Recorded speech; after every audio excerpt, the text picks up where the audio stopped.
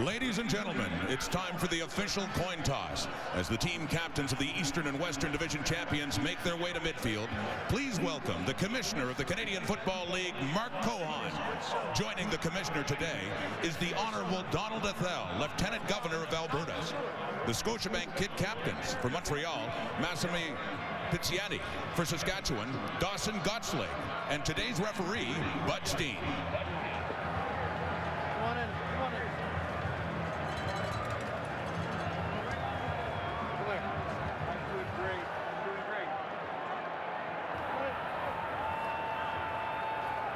Montreal, you're the visitors.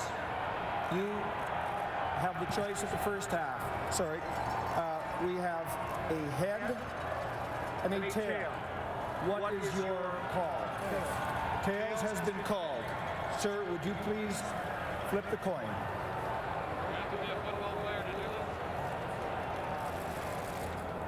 It is tails.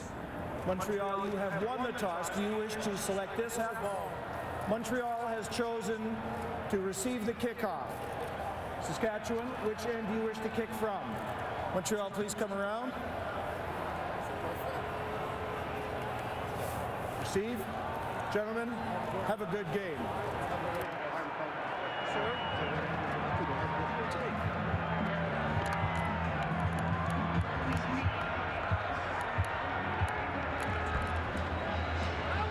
So the sequel is set before kickoff. To the sidelines, Sarah Orleski with Mark Tressman. Coach, this week has had even more distractions than our usual Grey Cup. How did you deal with it, your team, to make sure that they're not affected by it? Sarah, our team has been locked in and focused since we got back from our bye week, and I don't think that's changed with anything that's happened this week. I certainly hope not. Thank you, Coach. Let's head over to Farhan Lalji and Ken Miller. Coach, your team has finished very strong in the last two games after slow starts. How important is it that Darian and your team start faster in this game? Well, certainly we'd like to start very fast. The thing is, it's a long football game, so we'll take the football game as it comes. We want to play with great poise, great discipline, one play at a time. Thanks, Coach. Thank you. Chris? Thank you, Farhan. Well, we're out of the big chill of a week ago here in Alberta. And the weather conditions just about perfect for the 98th Grey Cup. 8th Grey Cup appearance for Anthony Calvillo. When he spoke to his teammates this week, he reminded them that these opportunities may not keep on coming. They have to take advantage of them. He's in his 8th as a starter. Darian Durant, the moment we saw him last year in his first game, you could see he was a natural leader. He's one of only 2 quarterbacks in CFL history to get his team to the Grey Cup in his first 2 years as a starter. Now can he finish? There are the current conditions, and expecting it to drop to about -9 by the 4th quarter, but pretty good conditions here in the Alberta capital on the final Sunday of late November. Absolutely perfect. No wind. Temperature will not be an issue. That's Baron Simpson, starting middle linebacker. Barely walking the last 2 weeks, but just go ahead and ask him to not play in this game. We got to control this ball game, man. Let's go, man. We got to be in trip. Let's bring the work. Let's bring the work. So he ran first down. He didn't football game. Tactical Fighter Squadron, Cold Lake. From the Nighthawks to Cold Lake at 4 Wing and Lieutenant Colonel Eric Slice Kenny, you're watching the 98th Grey Cup on TSN.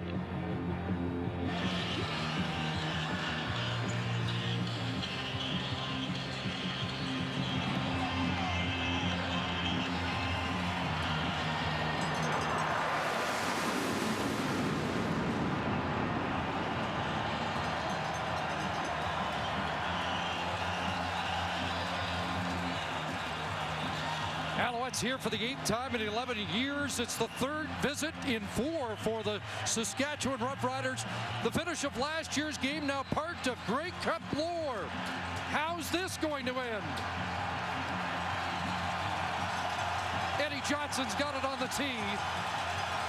And the 98th Grey Cup on TSN from Commonwealth in Edmonton is underway. The return man is Tim Mapray, and he's dropped Good downfield hustle by Jarrell Freeman. Just 19 on the return as Anthony Calvillo goes to work in his 8th Grey Cup start. He has 2 fingers in the air. He has won 2 championships with the Montreal Alouettes and been in 8. Started in the Canadian Football League in 1994 with the Las Vegas Posse. That seems like a long, long time ago. Leads this Montreal Alouette team that finished with 12 wins in the regular season. One of the Grey Cup wins was here at Commonwealth. First throw of the game complete to Jamel Richardson, and the hit screen, extra yards and up to midfield. Big gain for the star of last week's Eastern Final. Well, and over 100 yards in last year's Grey Cup game as well for Jamel Richardson, who was quite vocal in warm-up. Almost crossing that line into the Saskatchewan end of the field, and he gets the Montreal Alouettes off to a good start. 20 yards on the first play of the game for Richardson, who led the CFL in catches this year with 97.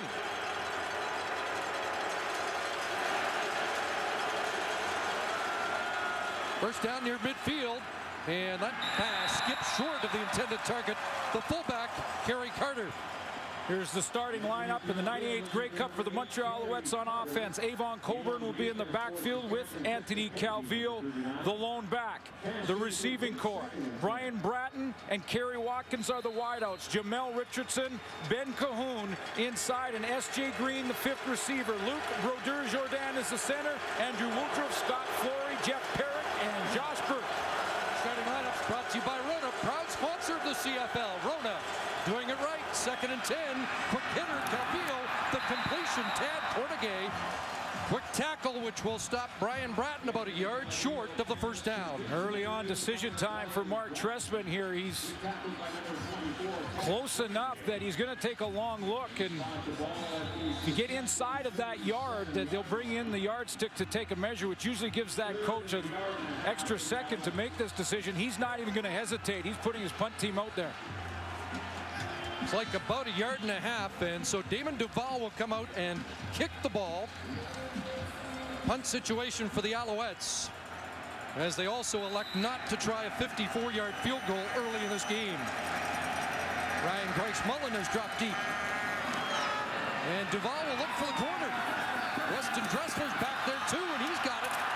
Dressler unavailable last year for the Grey Cup game with a broken leg. Should be a key man for Darian Durant in this one, as Durant leads the Roughriders offense out in his 2nd Grey Cup start. In the semifinal versus the BC Lions, the final versus the Calgary Stampeders, Darian Durant got off to slow starts, but finished strong. And how about his success against Montreal this year? In 2 games, 923 yards passing.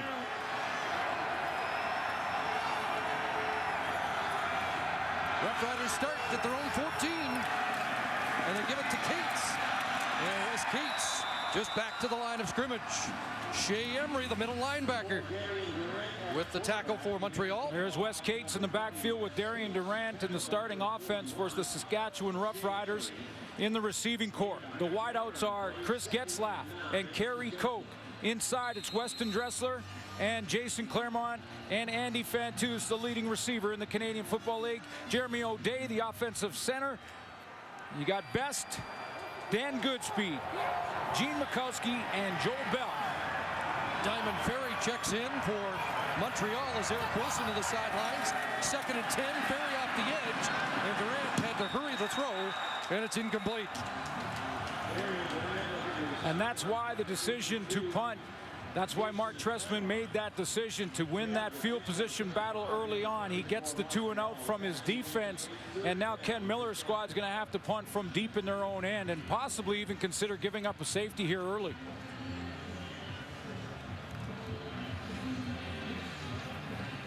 So Eddie Johnson is sent out by Ken Miller. 3rd in the league in punting this year. The bartender from Orange County, who may also have to kick deep field goals for the Roughriders with the injury to Luka Kanji. Maypray back. And Maypray fields that kick. It'll be a no-yards penalty. 15 yards against Nick Graham after a 45-yard punt by Johnson. 15-yard, no-yards penalty against the Roughriders. Sets it up for Montreal. First down, Saskatchewan 38.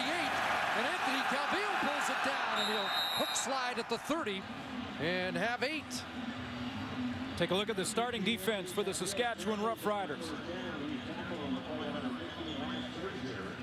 Up front, Luke Mullender, Brent Hawkins off the edge, Marcus Adams and Keith Sholigan, interior defensive linemen. The linebacking core, Baron Simpson is starting, Jarrell Freeman, a huge Western final, Tad Cornegay, the other linebacker, and in the secondary, yes, Omar Morgan will start on the corner, LaRon Mitchell, the opposite corner, James Patrick, Lance Frazier, and Chris McKenzie at halfback. Roughriders number 8 against the run, the number 3 ranked pass defense, and Avon Coburn on 2nd and 2. And Coburn still dancing, and finally hauled down by Luke Mullender, the man that ripped up the Argo defense for 216 yards from scrimmage last week, has a big 15-yard run here in the opening quarter. Kerry Carter's going to go inside, try to influence the defense a little bit, and a little bit of misdirection from this offense for the Montreal Alouettes, with the fullback going one way and Avon Coburn, last year's outstanding player in the Grey Cup game, going the opposite. 85 yards rushing and a touchdown last year for Coburn in the Grey Cup against the Roughriders. First down, Calvillo, and he's got an open man. Jamal Richardson down inside the 5-yard line, and he'll get tossed back. The former Rough Rider has his second first down catch of the game. And it all starts a couple of decisions ago from Mark Trestman to punt the ball and not gamble. He's got that field position advantage, and in the exchange now he's on the doorstep. Jamel Richardson, who continues to victimize this secondary of Saskatchewan, gets another first down, and he led the Canadian Football League in that category in catches that moved the chains. Ben Cahoon to the sideline. Skip Seagraves checks in. As a tight end for the Alouettes on 1st and goal. The gives to Coburn. Avon Coburn. Touchdown. Alouettes strike first.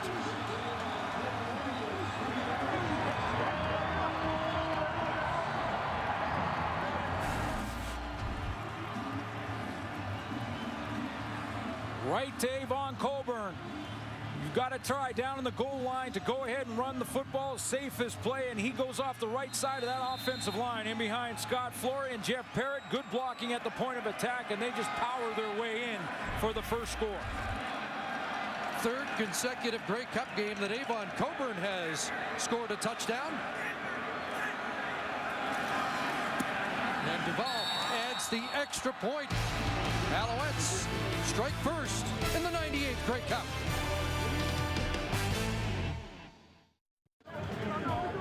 Four plays, 38 yards, and the Alouettes have the opening score. Hey, what up, B? I love you. Avon Coburn into the end zone.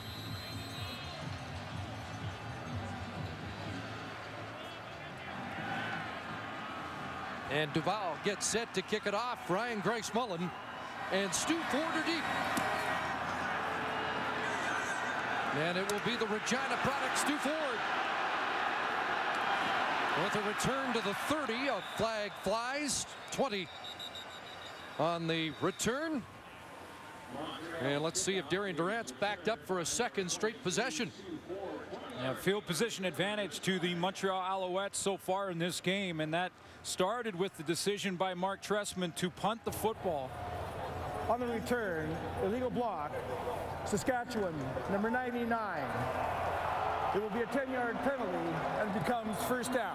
That's Shamari Williams. Let's go back to that touchdown. Scott Flory, a key block, as well as Jeff Parrott, the right guard and right tackle, as Avon Coburn's going to cut down that side. And watch me show you. One will seal, and that's Flory right there. He seals. The kick-out block here, and an alley opened up to the right side of the formation for Avon Coburn. So the Roughriders started at the 14, now the 15 on their second possession. This time Keats, a good run, and a first down for the Roughriders. Up close to the 30 as he bulldozes for 15. Chris Zarka's the key block on this play. He's the tight end on the backside for Wes Cates. They've got to get this run game established, the Saskatchewan Roughriders, and they're going to get Zarka right here. He's going to come down and try and seal on Anwar Stewart. That gives Wes Cates a little bit of an alley as they all slide all over to the left side of the formation. Cates bounces it and then heads up the middle for some hard yards. That is the #1 run defense in the CFL. 6 receivers out, and Darian Durant's pass looks like it might have been tipped at the line and falls incomplete. Let's take a look at the Montreal Alouettes on defense. Up front, John Bowman and Anwar Stewart are the rush ends. Eric Wilson and Jermaine McElveen inside on the defensive line. Your linebacking core, Shea Emery, Chip Cox, and Ramon Guzman. And in the secondary, Etienne Boulay will play safety with Gerald Brown, Billy Parker at the halfbacks, and Mark Estelle and DeAndre Dix, the corners. And once again in second and long, Diamond Ferry checks in. Looks like he's lined up and rush in, 2nd and 10. Durant just got it away, and Karen Koch has punished Gerald Brown with the tackle. And Koch will be short of the first down after picking up 7. Gerald Brown had an interception in last year's Grey Cup championship. He jumps that one quickly to hold Kerry Koch and minimize the gain. A quick slant, but perfect timing from Gerald Brown of the Owls.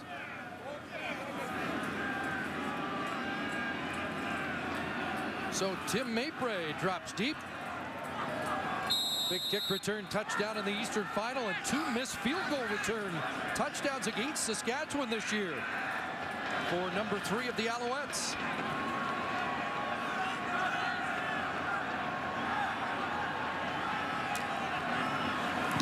Eddie Johnson, line drive kick isn't deep, trying to kick it away from Mabray, and this will bounce out at the Alouette 41. Montreal with the football and the lead when we come back.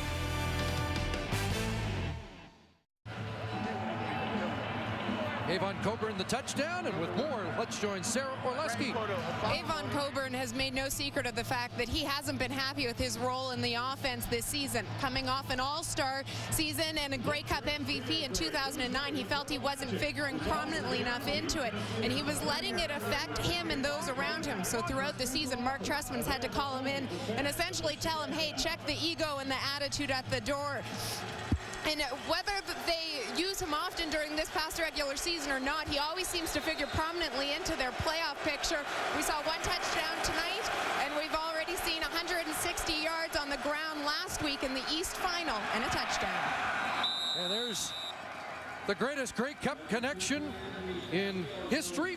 Anthony Calvillo to Ben Cahoon, but it's Avon Coburn that many will tell you is that X factor for Mark Trestman. Yeah, and many feel that it's Avon Coburn that will be the key. When you look at his East Final numbers and his 163 yards rushing that Sarah mentioned, and the 1 touchdown, a 9.6-yard rushing average. This is Avon Coburn at his best, and it seems to be when playoff time comes around. First down catch by Cahoon, and some time for Calvillo. And he looks over the middle, and there's Coburn again. Led the league in receptions by running backs this year with 64. There is a flag on the play. Way to the opposite side of the field and deep into the secondary, right where Omar Morgan was working on the outside, I believe, with Kerry Watkins.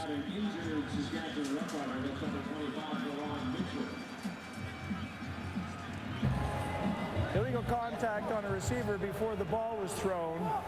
Saskatchewan, #1. It's a 10-yard penalty. First down. So Omar Morgan called on the play, and LaRon Mitchell, the other corner for the Saskatchewan Roughriders, injured and getting attention.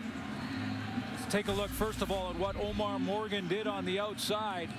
You see Kerry Watkins is the wide receiver in the short side of the field. He tries to cut across the face right there of Omar Morgan, and Morgan doesn't allow him to do that. Now, because his shoulder pads are towards the line of scrimmage, you can see some grabbing as he breaks in there. That's the illegal contact.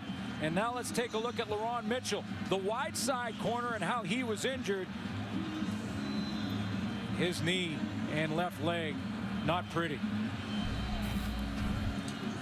So as you can see, LaRon Mitchell seriously injured on that play. We'll step out and be right back.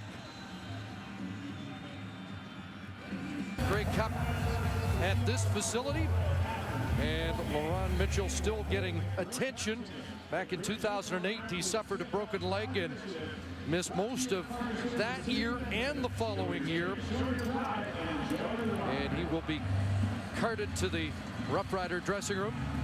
And Donovan Alexander will come in, and it's an interesting story because it was Donovan Alexander's job on the corner until Anthony Calvillo really went after Alexander, the starter in last year's Grey Cup game. But in that wild shootout on Canada Day, Alexander appeared to be the target for Anthony Calvillo and the Alouette offense. He was. Kerry Watkins that game had 5 catches for 106 yards against Donovan Alexander and really lost his starting position on that corner. They moved Tad Cornegay back there. He played a few games at the wide side corner, and over the last 5 to 6 weeks, LaRon Mitchell had won it back. Played very well in the semifinal, Mitchell did, and the West Final against Calgary, and had earned that job. But he goes to the locker room now, and Donovan Alexander back on that wide side corner. So we'll take a look and see if Anthony Calvillo will go after him. Tough break for hard luck LaRon Mitchell. A little more difficult, Chris, when you try and isolate a wide side corner. It's a long way away from the offense and from the offensive line. But there are formations, as you can see right now, they're getting closer to the middle. There's 1st and 10, and the handoff comes to the near side. Brian Bratton turns the corner, and Bratton inside the Saskatchewan 40-yard line. Has a gain of 9.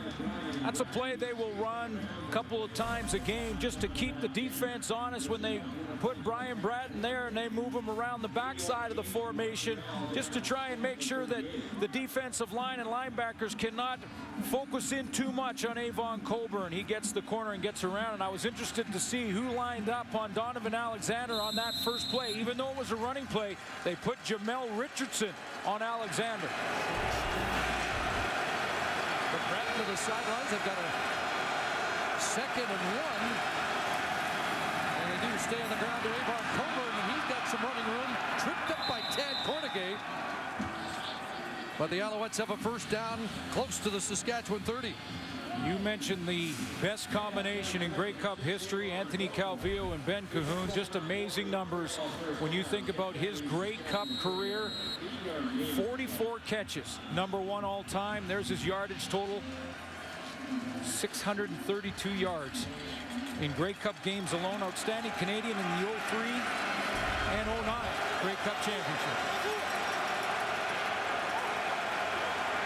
First down, Montreal back into the hands of Coburn. This time stacked up as Marcus Adams there, and Baron Simpson, the Minister of Defense, the middle linebacker, still in pursuit of his first Grey Cup.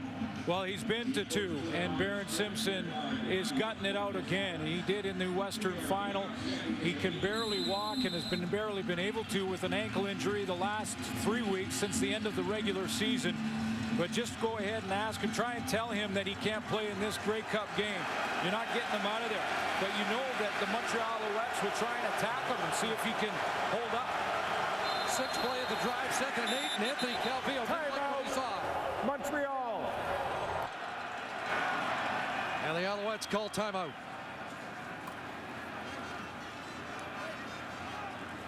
Great start for Mark Trestman's team last year. First half in the Grey Cup, 6 punts, 2 fumbles, and only a field goal. And as you can see, they're lethal when they do score first. Yeah, it's tough. You can't let it get out of hand. Although, having said that, the 2 times these 2 teams faced in the regular season, Montreal Alouettes had a 24-10 lead in both of those games.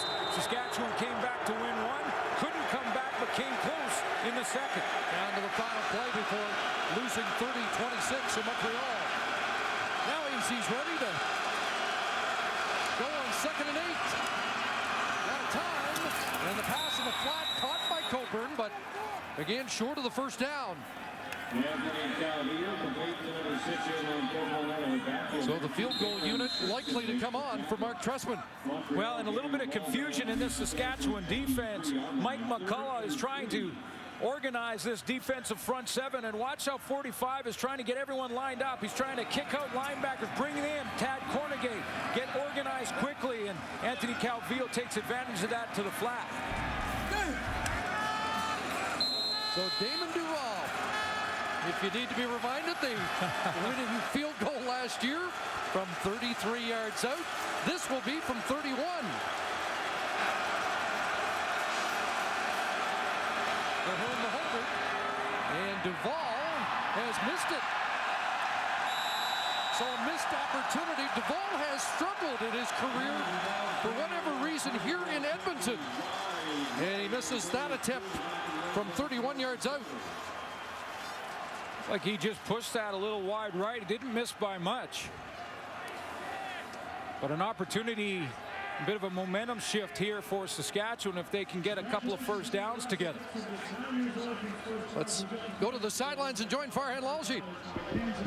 Well, guys, Darian Durant did indeed make a phone call shortly before kickoff to his father, Israel. The message has always been to relax and be yourself. Now, Durant's a superstitious guy. He didn't come out for the informal part of warm-up because he hasn't done it the last 2 games and it's worked, but this might be a bit much. His dad, who was here last year, is not here this time, apparently so he could make the phone call from North Carolina, while Darian's mom and other family members are here.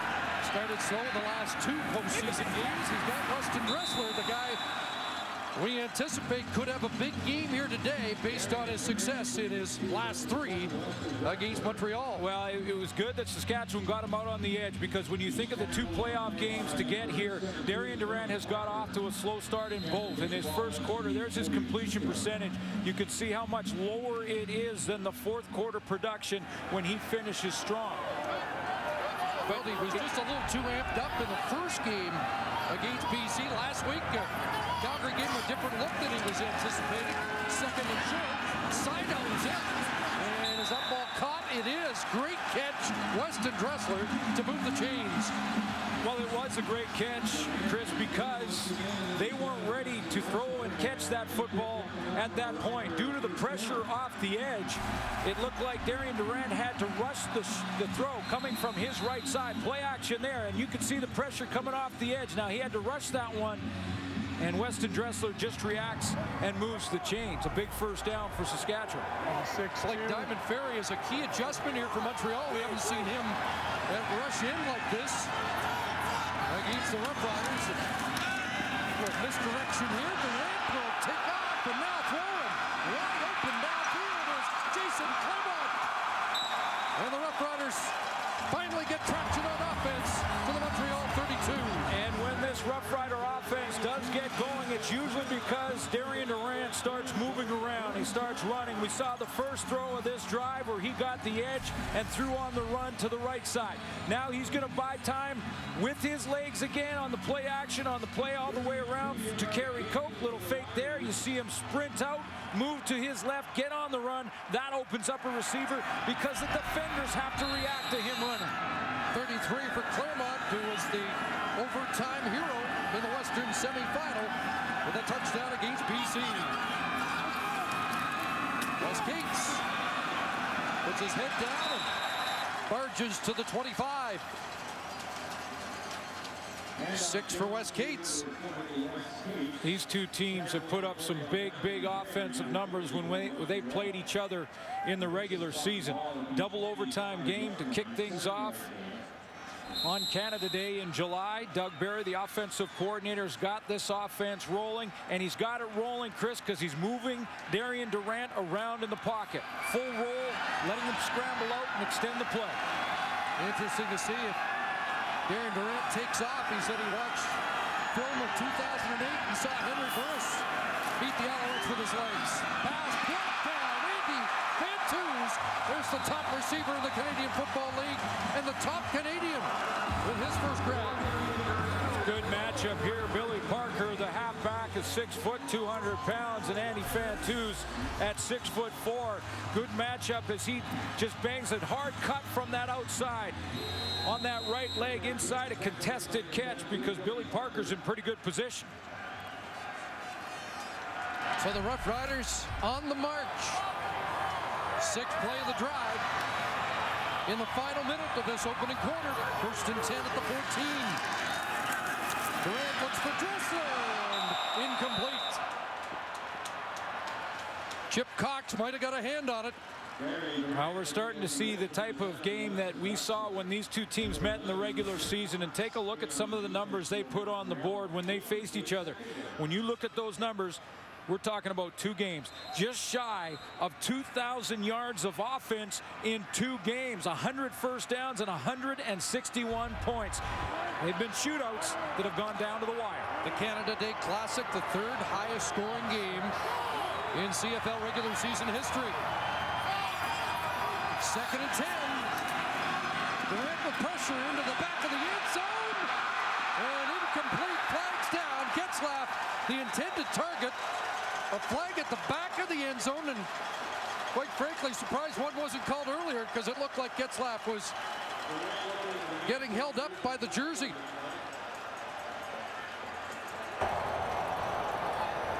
Pass interference.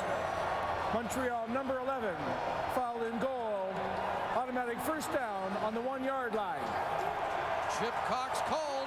Montreal led in that type of penalty this year. Yeah, that's been an issue for the Montreal Alouettes. Penalties overall, and specifically pass interference penalties. And there's contact made by Chip Cox a couple of times. First of all, you see where he gets his right arm across the face of Chris Getzlaff as the ball arrives. He also tugged on his jersey about 4 yards earlier than that. And now they're on the goal line. Final play, first quarter, and the Rhino team is in for Saskatchewan. Give to Cates. Airborne touchdown. Here we go.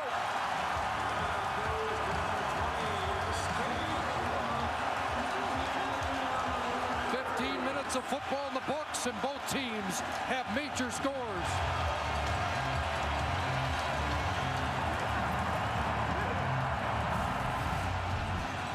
Wes Cates airborne over the top, gets great elevation right here.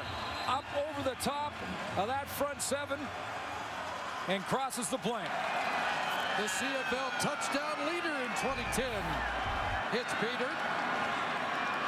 Cates was 15 rushing touchdowns, 16 overall, and Warren Keane adds the extra point. 15 minutes in the books at Commonwealth. A touchdown for Coburn, a touchdown for Cates, and the Alouettes have a 1-point lead.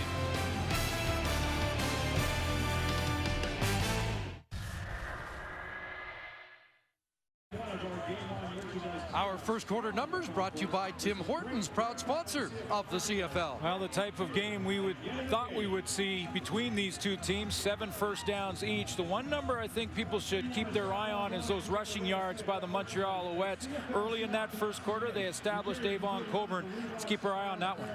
Looked like it was going to be a little bit lopsided for most of the quarter until that final 75-yard touchdown march, and a little momentum off that missed field goal. Yeah, it's surprising how sometimes you can grab momentum by the mistake from the opponent, and that's what happened there. The Montreal Alouettes miss a field goal, and I wonder, Saskatchewan remembers back to last year and says, yeah, guys, let's not have that happen again. Get back out there and let's get a drive together, because that offense really wasn't going until then, and then Darian Durant drove it down the field to match the score. Well, Damon Duval just 6 of 11 here in Commonwealth in his career. The Rough Rider TD ends a streak of 25 straight points for the Alouettes in Grey Cup competition against the Rough Riders. Here comes Mayplay on the return, and Neil Hughes with a solid hit at the 39. So 8 plays, 75 yards, and Cates with his 3rd postseason touchdown this year. Yeah, down in the goal line for Cates' touchdown. It's about how far and how low you get. Offensive linemen drive out, good leverage, and up over the top for Wes Cates.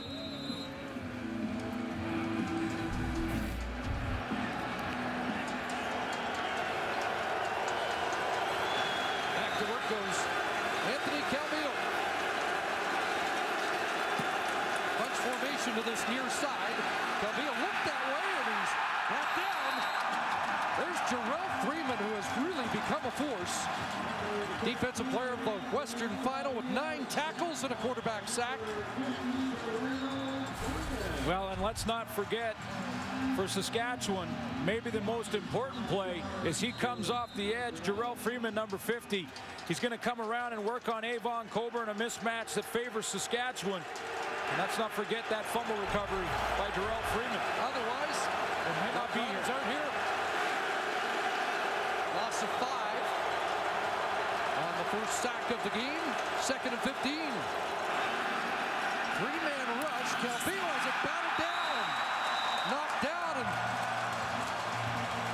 that's Jarrell Freeman again. What a force he has become for the Roughriders defense. Let's go back to that West Final and show you the game that Jarrell Freeman had. You mentioned it, Chris, 9 tackles. He also had a sack on Henry Burris right here. And the biggest play of the game was that fumble recovery on the special teams, bailing out Ryan Greismuller and saving a Calgary touchdown when he recovered that fumble. First 2 and out of the game for Montreal. And a bouncing punt that is fielded by Dressler. At the Saskatchewan 40, Roughriders with the ball when we return. So an 8-play, 75-yard touchdown drive on their last possession, and the Roughriders will go back to work on offense, starting at their own 42 after a 34-yard punt by Damon Duval. Bates releases, but Kerry Coke has it on the near side. And Kerry Coke still going down to the 30 and brought down at the 28. And what an addition he has been since replacing the injured Rob Bagg. Well, first of all, Kerry Coke is a guy that is not familiar to the Montreal Alouettes secondary. In the 2 games they played each other, he was not in the lineup for Saskatchewan. So that secondary unfamiliar with him, and watch the block he gets from his teammate in Weston Dressler. That's the key block on the outside on Mark Estelle. Gives him a chance. He breaks past that block and into the secondary. 40 for Coke, and Weston Dressler at 5'7", 179 with the key block to spring him. Durant, wide open man, but he overthrows Jason Claremont, who was loose on the far side of the field. Weston Dressler, of course, who was not playing in the Grey Cup Championship or in the playoffs last year for the Saskatchewan Roughriders, loves to play against the Montreal Alouettes. In the last 3 games versus Montreal, he's had 30 catches for just over 500 yards and a couple of touchdowns. They have not figured out how to cover Weston Dressler yet. And he made a nice block there. 2 catches in the big block so far in this game. 2nd and 10 for Durant. Goes back to that far side. Open again as Vantouz driven back. Let's find out forward progress. Looks like the 20-yard line. And it's going to be 3rd and 2. Down by 17, Billy Parker, and number 35, DeAndre Diggs. So Ken Miller deliberates, but now sends out Warren Keene and the field goal unit. And Warren Keene has been a bit of an adventure. 60% of his kicks have gone through, but his longest just 25. There are the numbers. Warren Keene, a late season addition when Luka Kanji was injured. In fact, Luka was here this week, had to go home today. He will undergo knee surgery tomorrow. Warren Keene will handle everything from 40 yards and in. Long field goals to be handled likely by Eddie Johnson. Keene for the lead, and he's got it. So the difference so far, Keene makes 1 from 27. Duval misses from 31. Ryan Getzlaff, an Olympic gold medalist, and brother Chris trying for a Grey Cup in the same year.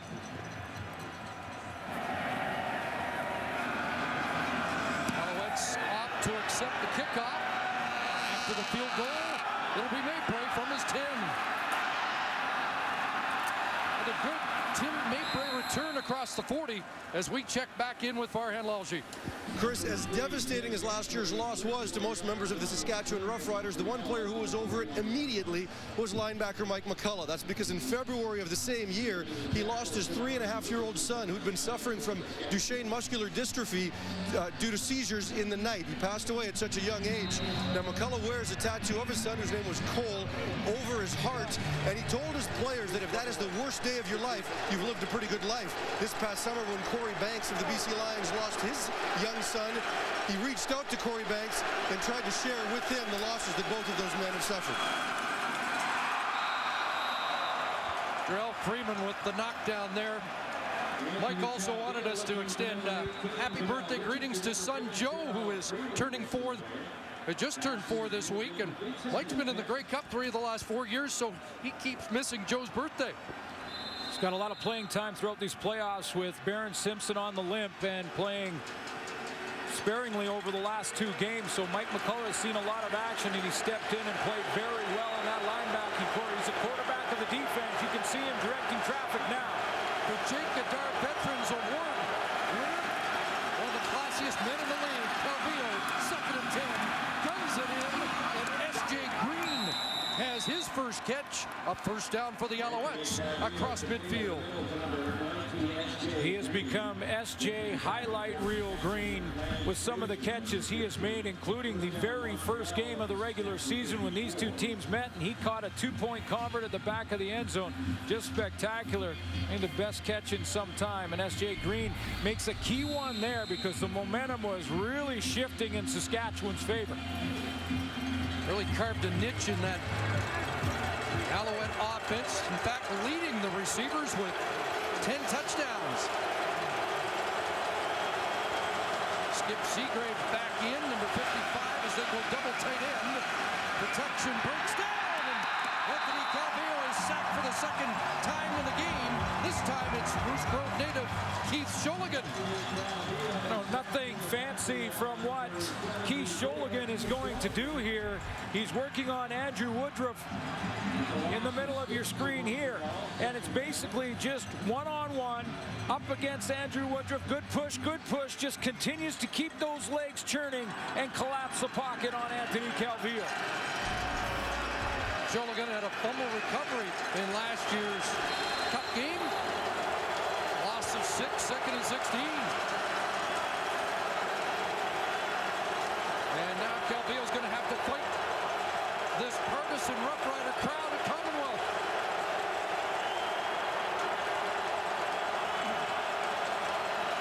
Riders are coming. Calvillo gets it away. And it falls well short of the target as they get heat on the quarterback. Off the edge, Lance Frazier. Saskatchewan Roughriders love to do this. They put their linebackers up in the line of scrimmage, and then it's up to the O-line, the protection for Anthony Calvillo to figure it out. There's Jarrell Freeman, Tad Cornegay, and over on this side is the guy who's going to make contact. That was James Patrick off the edge from the safety position coming around. It was Lance Frazier who's coming from the halfback. But they line them up all in the line of scrimmage, and then the offensive line has got to figure out who's coming and who's not. So since the touchdown, a missed field goal, and now a second punt for Duval off the side of his foot. Damon Duval, who struggled kicking last year at McMahon in the big game. Another short kick of just 30.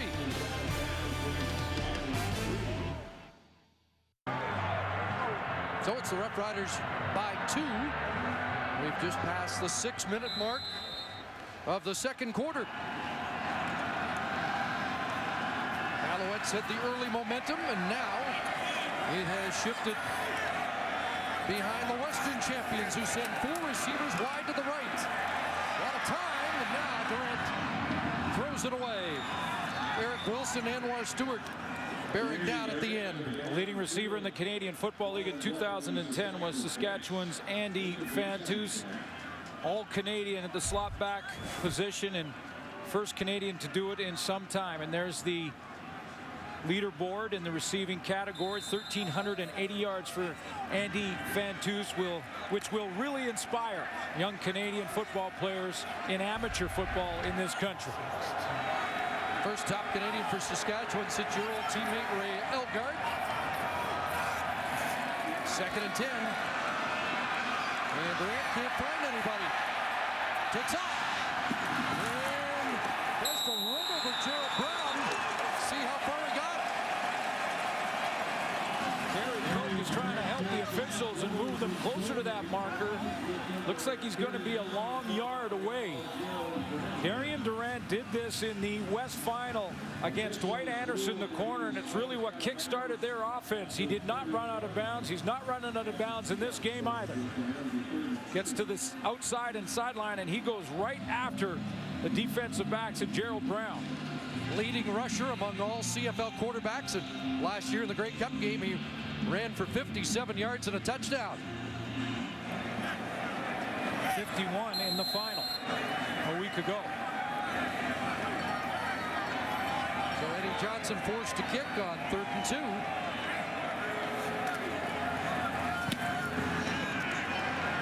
Not deep. And Nate Bray is 35. Will be tossed down by Kitwana Jones. 39-yard kick. And good downfield cover by the veteran, Kitwana Jones.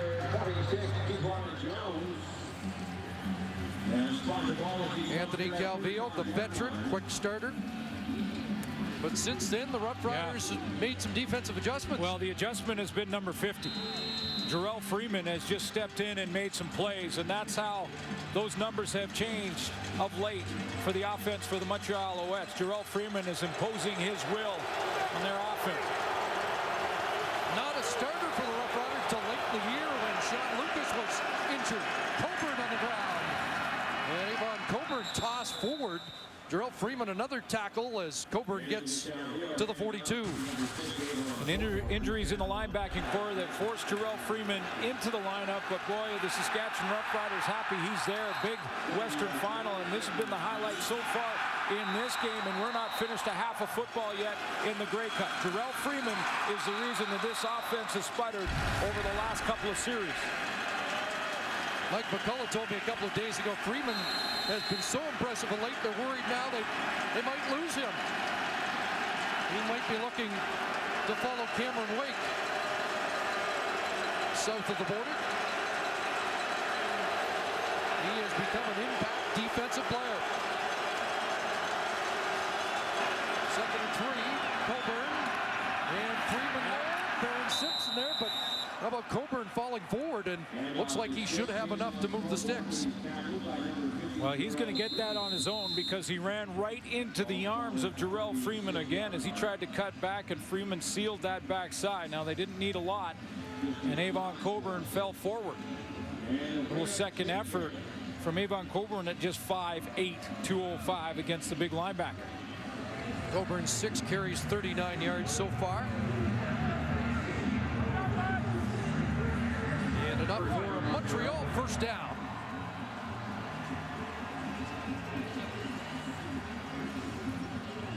One thing that the Montreal Alouettes have not been able to do because they haven't had time to do it is go ahead and try and attack the outside and Donovan Alexander and see if he can hold up. Hasn't had a lot of playing time at the wide side corner, but Anthony Calvillo just hasn't had the time in the pocket to go to his wide receiver. Brian also reporting that Donovan Alexander has suffered a broken leg and has been taken to hospital. Coburn stacked up, and Laron Mitchell with the broken leg, and Donovan Alexander in his place at corner.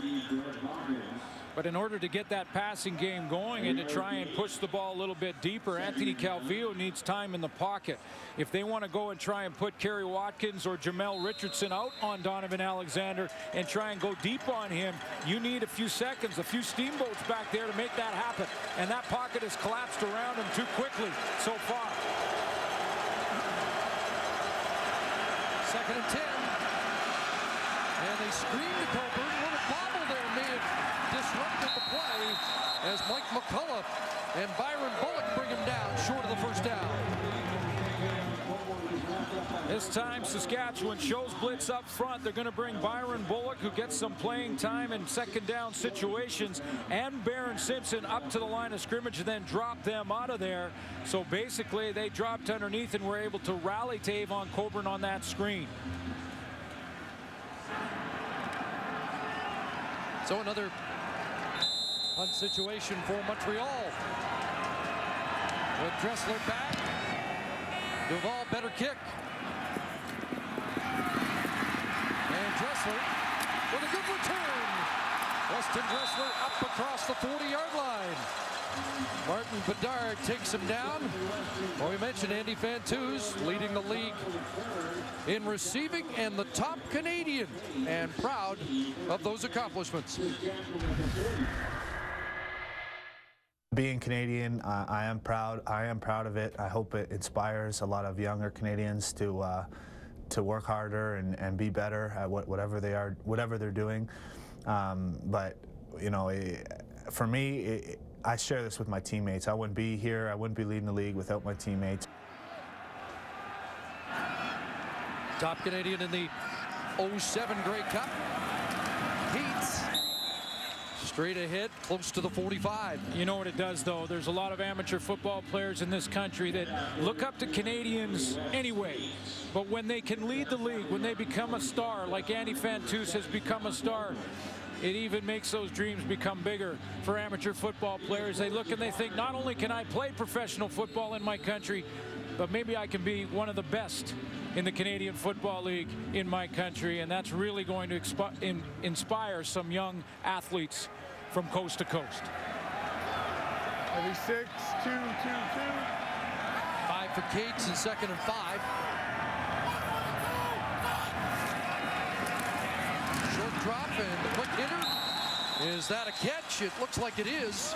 And there's Chris Getzlaff, who was number 3 among Canadian receivers in the CFL this year. Well, he's really coming into his own, though, Chris, when you think about that Western final and how Andy Fantuz struggled a little bit, and you put in Chris Getzlaff, and he has 100 yards in the offense and 8 catches. The leading receiver for Saskatchewan who sits down. 8 and a first down, and here's Dressler on that end around, trying to get to the edge, and won't turn the corner as he's poked out by Shea Emery. The Montreal Alouettes right now against this great receiving core in Saskatchewan. We talked about Getzlaff, we've talked about Fantuz and Dressler.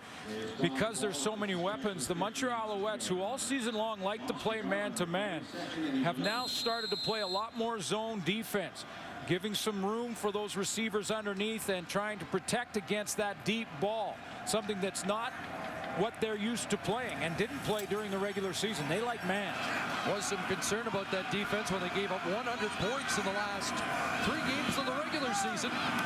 Bolstered now, that pass, and almost picked off. Mark Estelle jumped the route on Kerry Cope. Did he ever?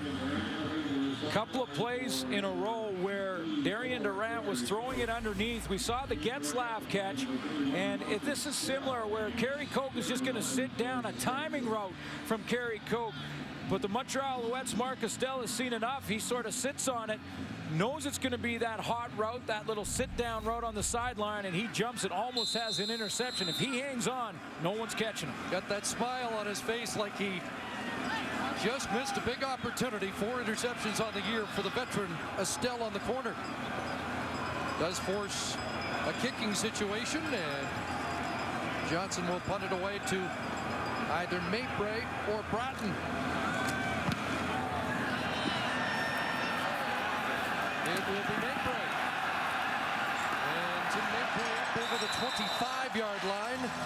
Corey Hucklack downfield, an 8-yard return after a 40-yard kick. Prime Minister Stephen Harper, daughter Rachel at the game. There's Senator David Braley and Larry Smith. The outgoing president of the Alouettes. 6 and 3. Worst start position for the Alouettes in this opening half. At their 27. And Calvillo over the middle, and big Jamel Richardson's got another catch to the 39. 3 for Richardson in this opening half, and Baron Simpson the tackle. Usually when this Montreal offense bogs down against Saskatchewan in the 2 games this year, they've gone to Jamel Richardson to try and kickstart it.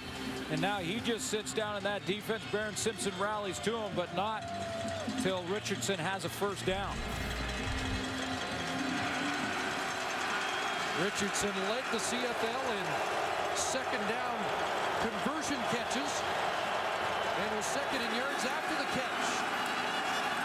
And that pass is almost intercepted. Terry Watkins, the intended target, but Omar Morgan had a better shot at the ball. I think Kerry Watkins tried to break the route off and come inside.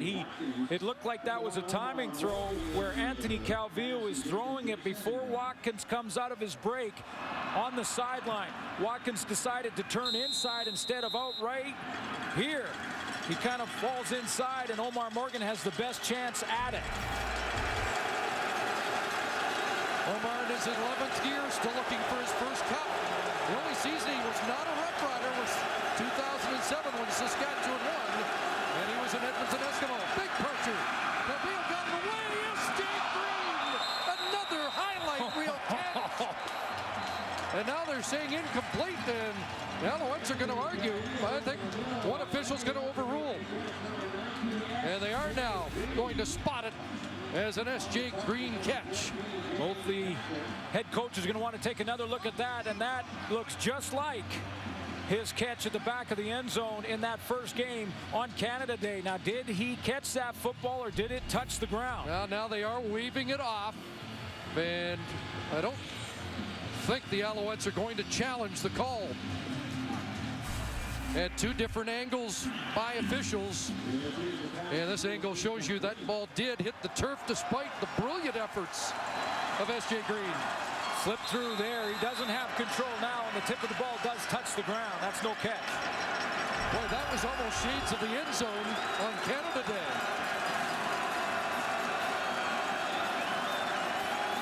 So a 4th consecutive punt for the Alouettes. Dressler on the short kick. Gets the no yards. Like Chip Cox was within that 5-yard restraining area. Ken Miller has decided to put Weston Dressler back on punts because he has such sure hands.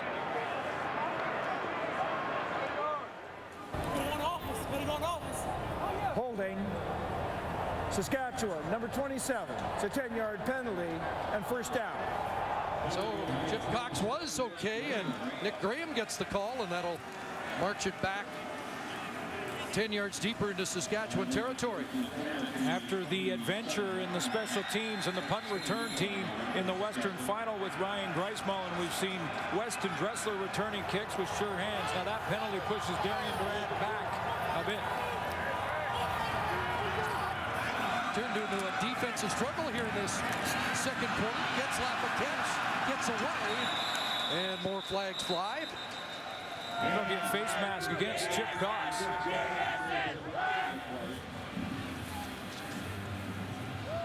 What Montreal is doing defensively now will force Saskatchewan to be patient offensively. Major foul, face mask. Montreal, number 11. 15-yard penalty, automatic, first down. He led the team in tackles. Very good year defensively. But from the left to right in your screen as he closes here, you can see the left hand of Chip Cox across the face mask of Chris Getzlaf. No question, a penalty there. Chip Cox, one of only 3 all CFL players on the Alouettes. Durant looking downfield, good coverage, but nearly a catch made there by Getzlaf. Billy Parker was stride for stride. Billy Parker was patient. Darian Durant had time to throw. A nice block made by Wes Cates on the backside to give his quarterback some time, but Billy Parker patient at the other end of the route. Good year for Billy Parker in the knockdown department. Interesting guy to watch today, though, because a lot of Roughriders felt that he was the guy they might go after. In fact, a lot of the players watching on the outside from other teams felt that the Roughriders might go after Billy Parker today. They swing it up to Cates. Needs to get a first down, and he's going to get it. Roughriders skips into Alouette territory and out at the Montreal 48. It starts by formation for Saskatchewan here. They put a basic bunch formation with their receivers to the right. That'll be over in this area here, just outside of your screen. And when they do that, all those receivers will come inside and they'll release Wes Cates and try and get him outside and isolated, possibly on a linebacker and Shea Emery or one of those outside corners. But he makes a nice shake and make move, little fake to the inside, and then bounces it. This Rough Rider drive started at their own 28. They've moved it to the Montreal 48. Durant looking for Getzlaff and brought it down incomplete, out of bounds. And again, Parker working against Chris Getzlaff. Right now, the Montreal Alouettes on that first down situation went to a double team on Andy Fantus. They're going to try and give him a lot more attention, try and take away the leading receiver in the Canadian Football League. See Chip Cox come up on him. He gets jammed on the inside by Shea Emery. That takes the ball outside. Darian Durant tries to find Getzlaff. They're that close. That's what Calgary did, and that's why Chris Getzlaff became the popular target for Durant in the Western Final. 2nd and 10. Short drop over the middle. The pass caught. And short of the first down, it is Chris Getzlaff. Again, the target. They're mixing it up now. Montreal went that time again with zone. Getzlaff is going to sit in there. Now, Darian Durant has to guard against locking into him and just assuming that the double team will happen to Andy Fantus every play and just read each play independently. Well, like Mark Trestman early in this game, Ken Miller opting not to try a long field goal. Would be 48 yards out, and again, no Luka Kanji. Eddie Johnson will try anything over 45, but they're not going to take any chances with Tim Mabray having returned 2 missed field goals against Saskatchewan for touchdowns. Johnson wants the corner, and this one is going to bounce into the end zone, so doesn't get what he was looking for. Instead, it's a single and a 3-point Saskatchewan lead. Yeah, those are execution errors, and that's an error by Eddie Johnson. That takes the strategy and turns it around now to favor the Alouettes, because I like the decision by Ken Miller to go for the corner and play that field position battle. Remember, when Mark Trestman elected to punt on 3rd and short, after a series and a 2-and-out by Saskatchewan, they ended up scoring their first touchdown off that positive field position. A good decision made by Mark Trestman. Ken Miller tries to go with that same strategy, but he doesn't get the execution from Eddie Johnson. So Anthony Calvillo has 1 minute to change the score in the opening half. Looked very sharp in the opening possession, but he has been stymied by the Rough Rider defense since Coburn. And he gets stacked up, and Alouettes running a lot on first down. That's out of character for them. Yeah, it really is. They're trying to see if they can attack this defense in Saskatchewan that ranked last against the run in the regular season. But with the way that Jarrell Freeman is playing, they better figure out a way to block him. I mean, that's what they have to talk about at halftime. How do they get a big body on Jarrell Freeman and try and take him away from the play? Maybe run away from him or get an offensive lineman on him. But he's been a one-man wrecking crew. Alouettes have 57 yards rushing in the game. 2nd and long, and that ball is going to be ruled a catch. They are ruling a catch is made by S.J. Green off the turf, and Aaron Simpson wants the Saskatchewan bench to challenge the call. Aaron Simpson is trying to get Ken Miller to throw his challenge flag. Let's take a look. S.J. Green had that real close one in the last series. This one down low, and did it bounce? It looked like it may have come off his hands. No surprise that the Alouettes going no huddle here. They want to get the first down and no challenge flag has been thrown. So quickly back to work, and right back in the hands of Green and Lance Fraser. with the quick takedown. You know, S.J. Green, you mentioned the 10 touchdowns this year. I mean, he has got to have gone to the Ben Cahoon School of ball catching and receiving, because S.J. Green, you know how they talk about receivers and they have that window, and if you put it in that window, they'll get it. Well, he's got a big window. I mean, S.J. Green, you put it anywhere in the area code, he's coming down with it. Really coming into his own as that fifth receiver, and it's often a player in games like this that you may not think to be the guy that steps up and becomes the big play guy for your team. 2nd and 6. And the ball caught by Green, who gets away.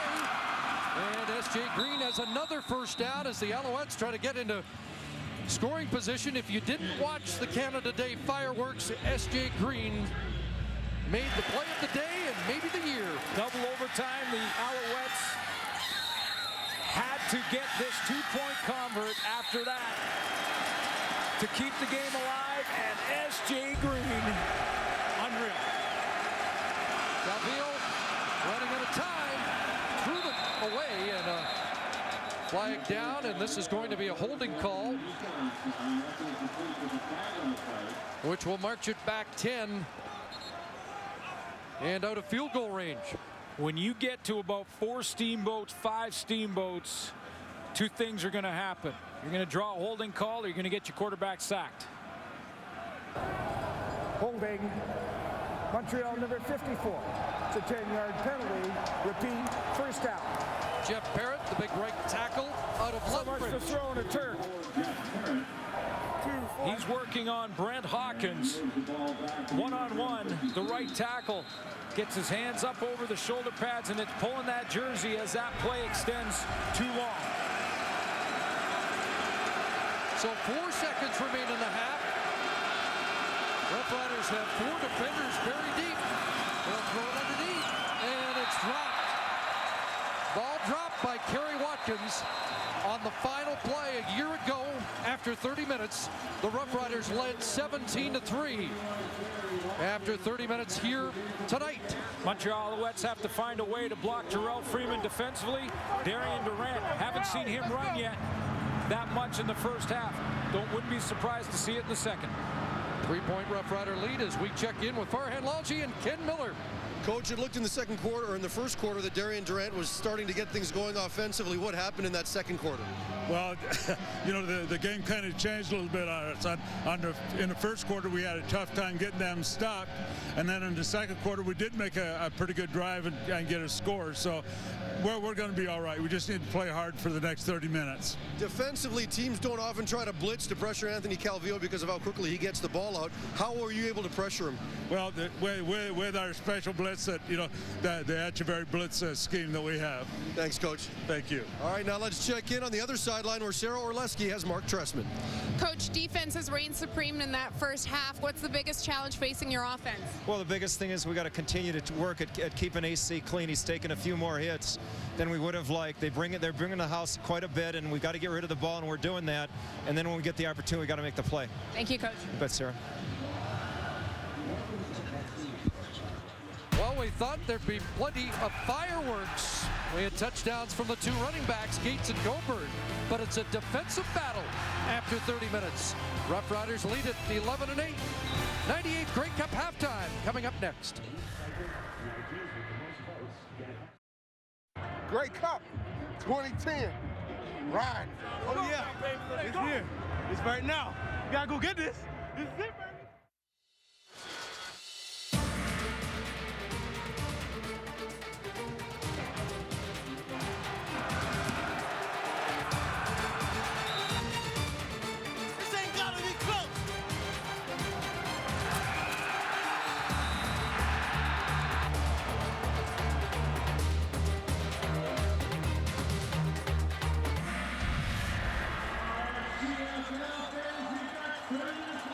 Welcome back to Commonwealth Stadium, the 98th Grey Cup. It's 11-8 Saskatchewan as we head to the second half. Avon Coburn told you in that little video it wasn't going to be close, but it looks like it's going to be. Very much so. The Saskatchewan Roughriders got a tremendous first half from linebacker Jarrell Freeman. 3 tackles, 1 sack, 2 knockdowns. Now, 2 more. We got to go get that thing. Jamel Richardson did lead the receiving yards in the first half with 44 on 3 catches. Need to try and get him open over the middle if Saskatchewan continues to blitz. Roughriders will get the ball first in the second half. 10 of the last 15 teams to have lost a cup and returned the next year were victorious. The Roughriders trying to continue that trend, but they've got a lot of work to do. Here's Stu Ford. And he reaches the 30. Good downfield cover. Michael Giffen, the Queens product, downfield in a hurry.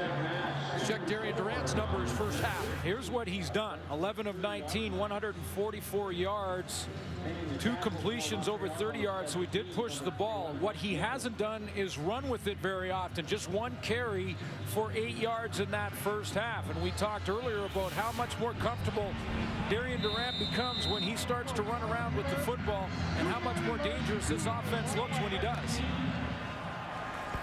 And as we've mentioned, much better in the second half of the previous 2 postseason games, wins over BC and Calgary. Fake to Cates, he's got Fantuz wide open. Gerald Brown will bring him down. First down up at the 46. Sometimes it's a subtle thing from the quarterback. He's going right to Andy Fantuz, the leading receiver in the CFL, right out of the gate. As Andy Fantuz is going to read that Chip Cox is going to go out and fly out to that outside zone, so he sits down. Now with Durant coming to the outside, he turns his shoulder to Dressler and then flips it around quickly to get it to Fantuz. Now inside Cates, he's got a hole. He's into the secondary and down to the Alouette 40-yard line. And Jamboulé, the safety, brings down Wes Cates, but it's a big pickup of 23 for Cates. Right guard Chris Best is going to make the big block here. He's going to slide this way, and watch how he just washes all those defensive linemen for the Montreal Alouettes out of the play right here. That opens up the crease for Wes Cates, and he accelerates through the hole. So Coburn and Cates just about even. Cates with 52 and a touchdown so far in the game. Back in his hands, and this time not much. Off the right side, Shea Emery, the middle linebacker, with another stop.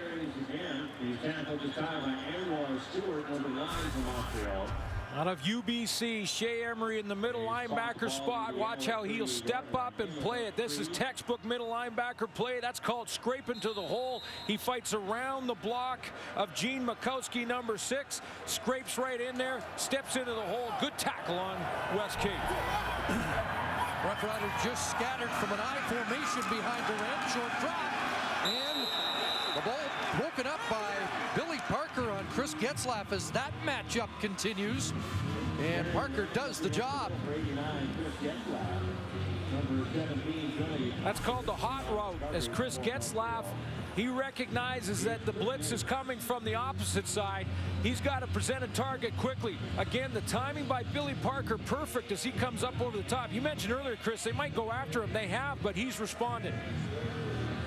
Now again, Ken Miller opts not to try a 45-yard field goal. He's going to give Eddie Johnson a chance to pin the Alouettes in the corner. Do you think this would be the call if Luka Kanji, the regular place kicker, was available for Saskatchewan? No, I think they go field goal if he's here. Looks for the corner. Looks like he's going to get it inside the 15 anyway, and they're going to mark it at the 11.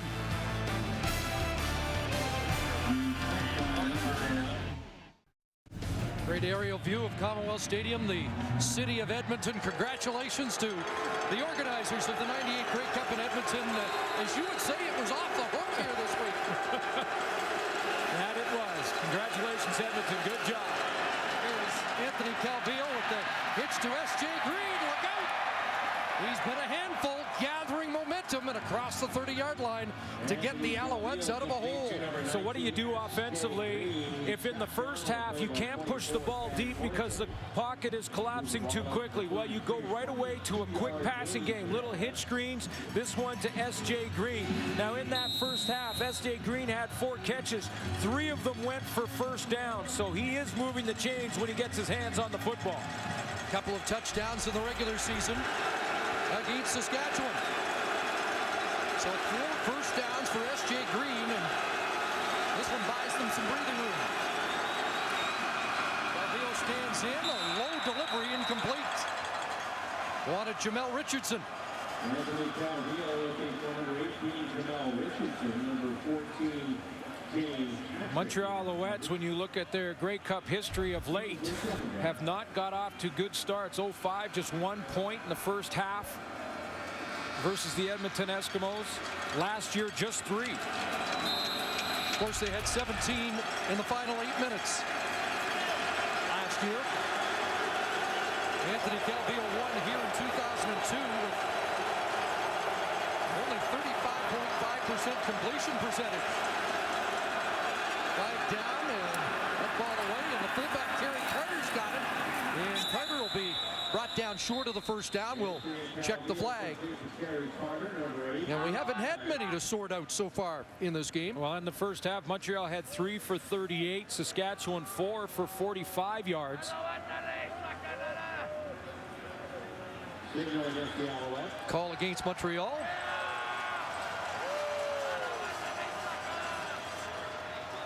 Aaron Simpson, if it is against Montreal, will decline. Offside. Montreal, number 18. That penalty is declined.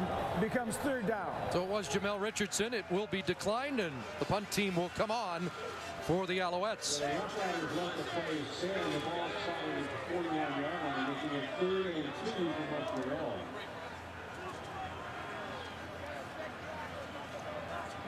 Third and 2. And Weston Dressler and Grace Mullen will drop deep. And the guys talked about Damon Duval. This is 2 years in a row where it's been a bit of an adventure for the veteran Montreal kicker. And they go short on the fake, and Eric Delorier has the first down. The Montreal Alouettes convert on a 3rd down gamble and a direct snap to Eric Delorier.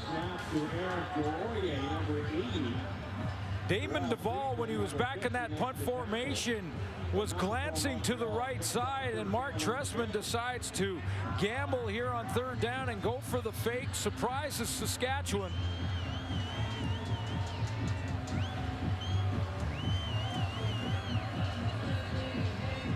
Now the officials going over to conference with Mark Trestman. They're marking the ball at the 51. Don't see any flags. A direct snap. And I didn't see a flag. Alouettes gambled like that twice during the regular season, were successful once. There were no 3rd down fakes of any kind for the Saskatchewan Roughriders this season. Special teams has been an issue for Saskatchewan throughout the regular season. They've been better, and it sounds like they're going over numbers and eligible numbers possibly.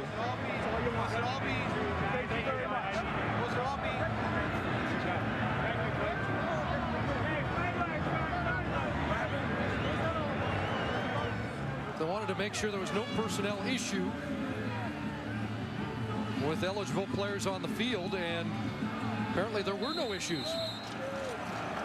We'll try and get a further clarification on that and what that discussion was all about.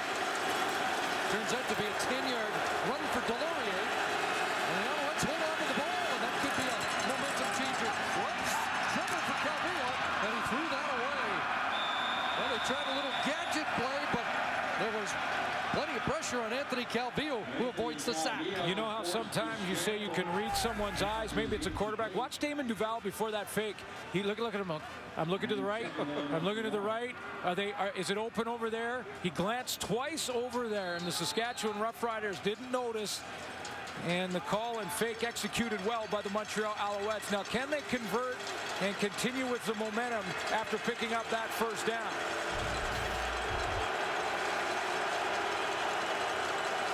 Second and 10. And a punt from Calvillo underneath. Big He'll spin down to the 42 of Saskatchewan. Second catch in the game for number 86. This is the cat and mouse game that Anthony Calvillo is involved in right now, because he's got pressure, he's got unblocked players coming, but he has a soft spot behind them if he can get the ball out of there. That was coming off the edge, Lance Frazier. He pump fakes him and gets Frazier to leave his feet. That buys him a split second to get Ben Cahoon over the middle. There's a soft spot in that blitz. The question is, can Anthony Calvillo get the ball out of his hands in time? First down, 6 receivers out. Back it goes to S.J. Green into traffic and brought down at the 38. Short gain there, and some chirping between Jamel Richardson and some of the Roughriders. Not enough time at this point with what Saskatchewan's doing defensively for Calvillo to go deep with the football. His longest throw so far in this game, a 20-yarder to Jamel Richardson.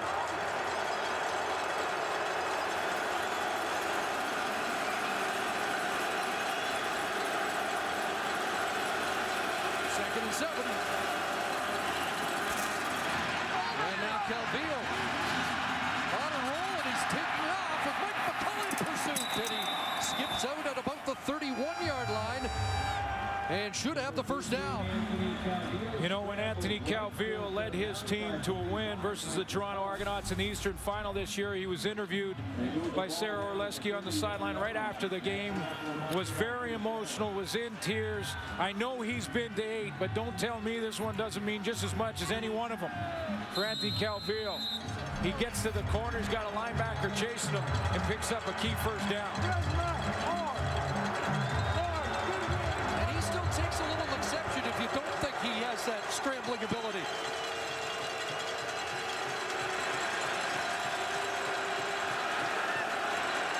First down.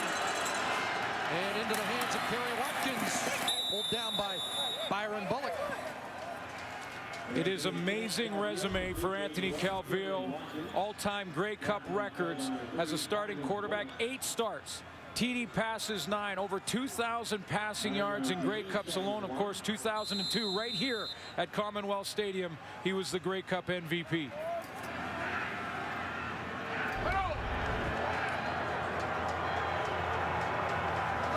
Looks like we may get a measurement on that last spot. Close to a first down, and the chains will come across.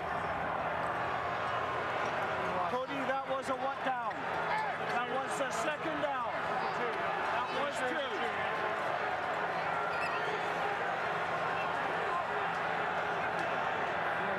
And while we have the chance, you can see it's going to be 2nd and 1. The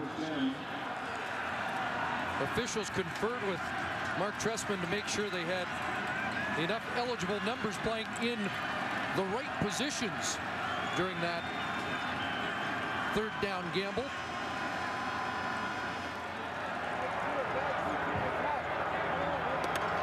Went over the alignment and the numbers, and apparently everything added up. Adrian McPherson comes into the game in short yardage. 10th play of this drive on the Alouettes' first possession of the second half. Remember, they started at their own 12.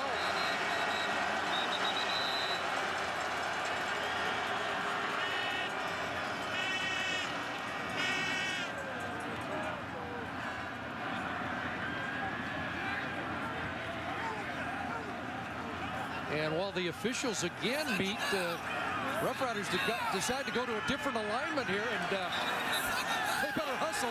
We're going to have more than 13 men on the field. And now both teams a little upset with the officials, and for some reason they're not ready to get this game restarted.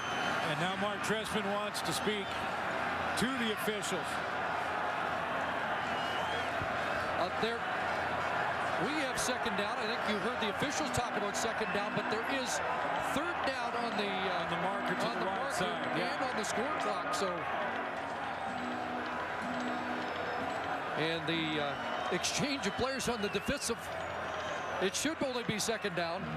But again, the scoreboard and one of the chains that Second down. Second down. There we go. Montreal Alouettes put in their short yardage team, and they would do that whether they were going for it on third or on second and short.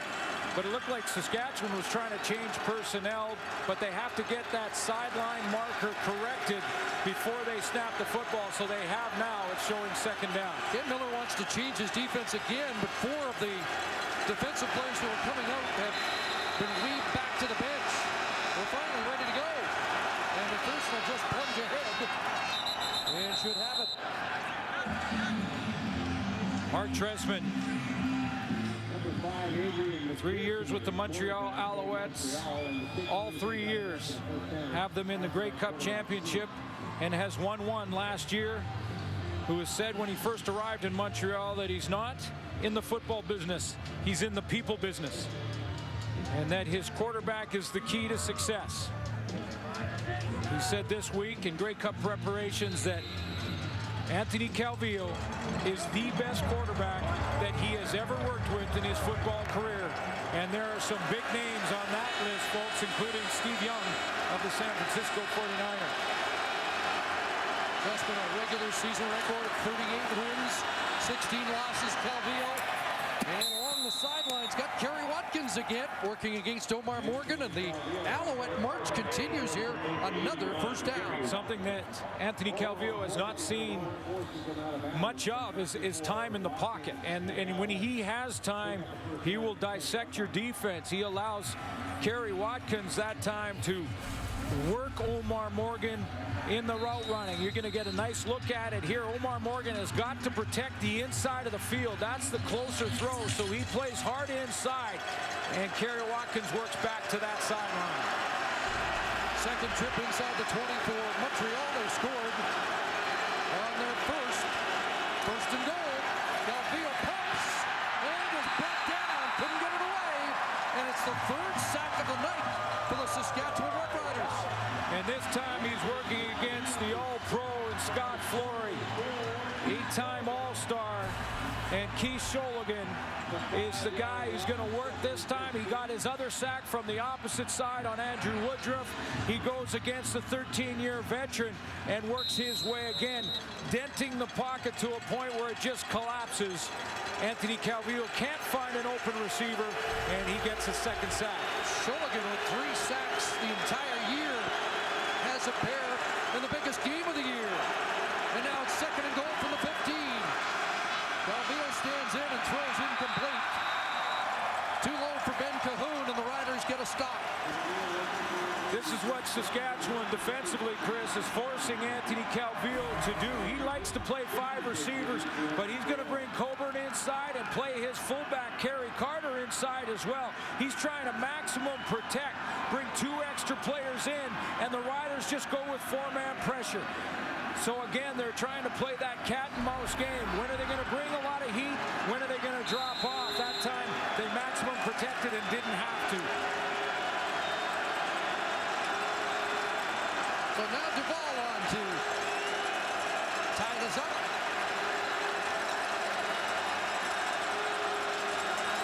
And for 22 yards away, he's got the equalizer. 5:34 left, third quarter. Tied at 11. Under 5.5 minutes to go, third quarter. A long Montreal drive. And now Darian Durant back to work, and that ball through the hands of Getzlaff. Just before the half, I mentioned Darian Durant and in the semifinal and the final, and how when he runs the football, it just seems to get this offense on track. Now they sputtered a little bit. This was the semifinal against BC. It was third quarter. Once he took off and ran there, that offense got going. Same thing second quarter in the West Final. Not only did he make a big run, but he inspired his teammates when he ran over Dwight Anderson here. He hasn't done a lot of it in this game. Looking at 2nd and 10. Here comes the heat. Steps up, and John Bowman and Anwar Stewart, a meeting of the Alouette defensive ends at the Rough Rider quarterback. And if the defensive line for the Montreal Alouettes control their gaps and play like this, well, he's not going to have Darian Durant many lanes to run here, because just tremendous pressure up front as both Anwar Stewart and John Bowman line up inside. Normally defensive ends. Anwar Stewart gets there just about the same time as his teammate Bowman arrives. Anwar, the 10-year veteran, and John Bowman, the all-CFL defensive end, chalk up the first sack of the game for the Alouettes in 5 consecutive punts for this Rough Rider offense.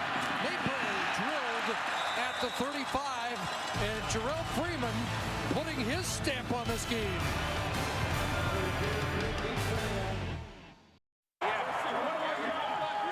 Back in Edmonton, back to the Montreal sideline, Sarah Orleski.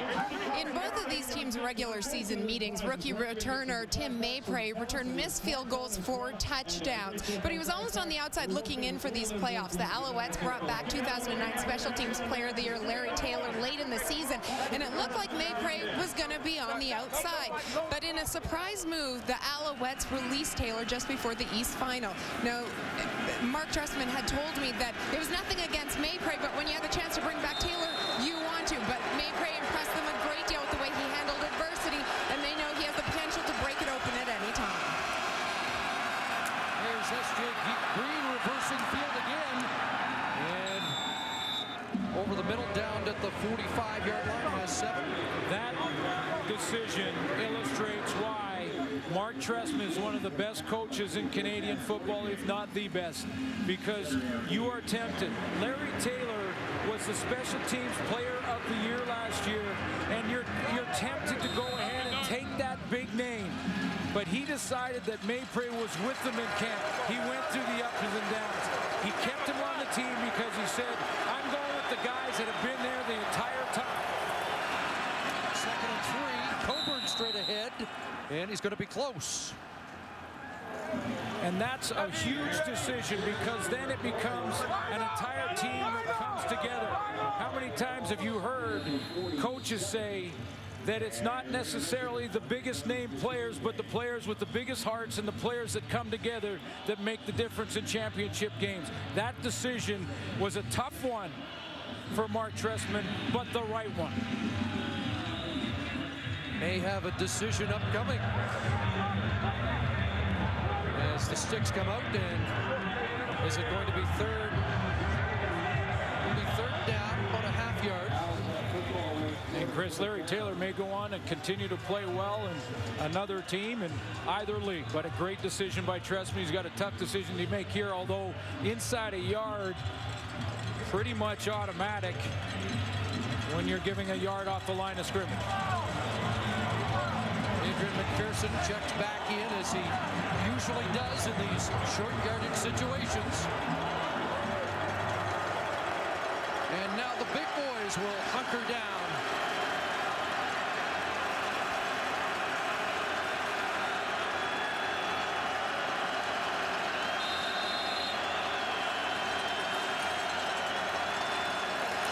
Rookie center Luc Brodeur-Jourdain, an easy first down for Adrian McPherson. So the quick hitch pass has been the adjustment offensively by Mark Trestman.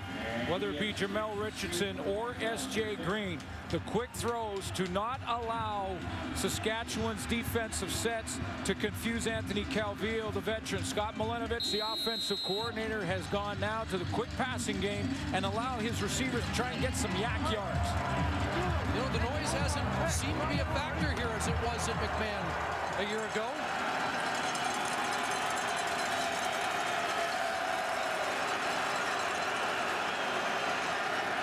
First and 10. And there's Watkins on the end around, and he's across midfield. About 5 for Kerry Watkins. The Alouettes are also attacking the perimeter, whether it be with those quick hit screens, and you've seen S.J. Green and Richardson reverse their field, come all the way back to the outside as the Saskatchewan Roughriders continue to try and just clog up the middle and send tons of pressure, putting pressure on the offensive line. They're trying to get the ball out quickly and get it outside that pressure.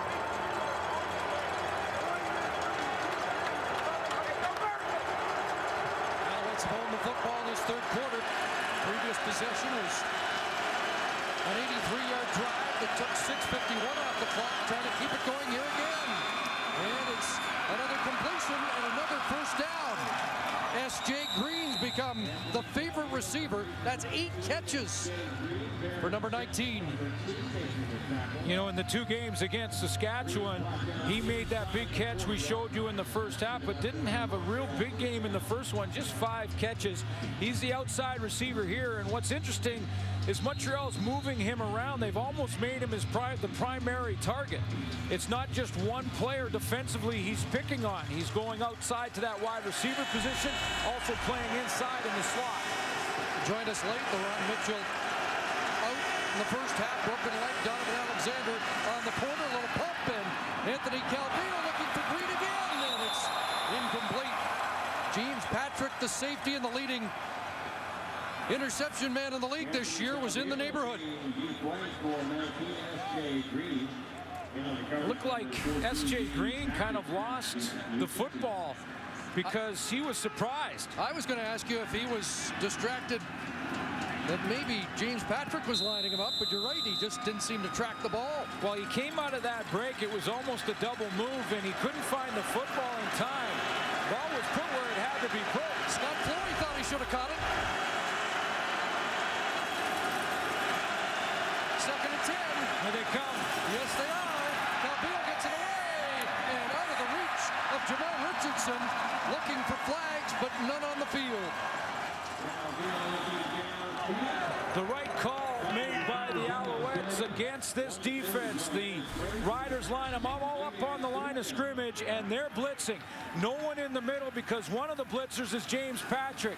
Now, Jamal Richardson wanted the pass interference or at least illegal contact if the ball wasn't in the air. But there, as you can see, that front line for Saskatchewan, they're up there and they're coming. One is James Patrick up in there in the line. No safety. The right call made, but Anthony Calvillo couldn't get it there.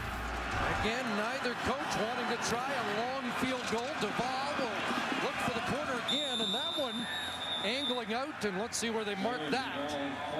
Somewhere around the 15, and right about there is where the Roughriders will take over. Congratulations yesterday, the Desjardins Vanier Cup winners, the Laval Rouge Or, and also we want to tip our hat to the Wally Bono Award winner, the top junior player, Canadian football this year, Cleveland Jean-Louis of Chateauguay. So we're into the final minute, third quarter. Roughriders with the football, and the pitch goes to Kerry Cook. Got a big 40-yarder early in the game, not much there as Mark Estelle steps up and limits Cook's gain to about 6. What's remarkable about Darian Durant is that this is just his second year as a starter. He has led his football team to the championship game in his first 2 years as a full-time starter, 24-15-1, and he is completely composed in a tie game heading into the fourth quarter.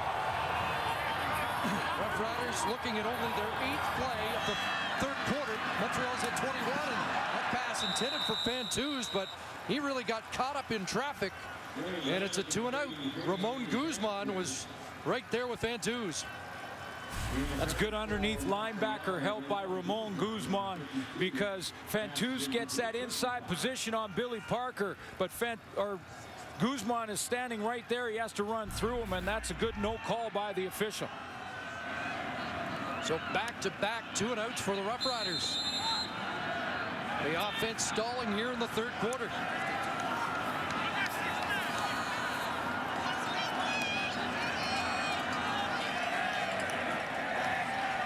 And Montreal anticipating good field position. Johnson's kick arrives at the 43. And here's Mayberry to return, and big hit by Neil Hughes, who's had a couple special teams tackles in the game, but this one at midfield gives Montreal great field position. Well, he had 4 special teams tackles in the final versus the Calgary Stampeders. Regina product covering down on those teams a chance to play in the Grey Cup Championship, and he's contributing on the team. That's a big hit.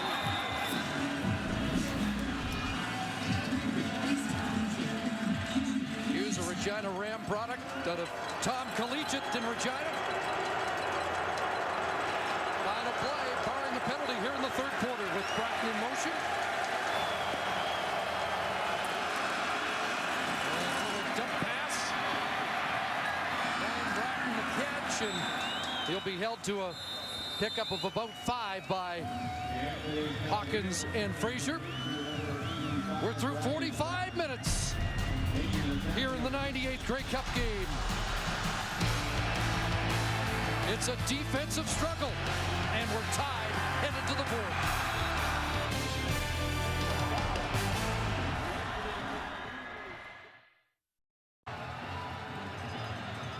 Third quarter stats are brought to you by Tim Hortons, proud sponsor of the CFL. Little adjustment at halftime by Mark Trestman. The Montreal Alouettes had over 8 minutes difference in time of possession now after 3 quarters. And look at the rushing yards for Saskatchewan. They're going to have to add to that, and not with Wes Cates. I really believe they're going to add to it. They've got to get Darian Durant running the football. Alouettes won the first and third quarters. The Roughriders win the second quarter. Matt Dunnigan said before the game it would be a defensive battle. I'm not sure we thought it would be, but Matt Dunnigan's on the mark. Well, when these two teams faced each other in the regular season, they put up over 2,000 or just shy of 2,000 yards in 2 games offensively. So no, not many thought it would be a defensive struggle. However, I think everyone believed it'd be a close game and go down to the wire. We start the fourth quarter with the Alouettes looking at 2nd and 4. Calvillo from Hitter, and he's got a connection and a first down. Jamel Richardson the catch, and a first down at the Rough Rider 40. Well, you can't cover it much better as Jamel Richardson is the wide receiver on this play. Into the short side and into the boundary. He's going to work on Omar Morgan, who's been trying to take away that inside position. And even when he jumped it well, Jamel Richardson with his big body keeps Omar Morgan away from the football. His fourth. 97 in the regular season, sat out the final game where he might have eclipsed Davey Fantuz's totals. There's a pass out of the reach of Richardson, incomplete. It's the first time in 38 years, Grey Cup history, that we've had a tie game after 3 quarters of play. The last was back in 1972, Hamilton, Saskatchewan at 10-all. And Rough Rider fans don't want to be reminded. No, they don't. That Ian Sunter and Ivor Wynn kicked the winning points.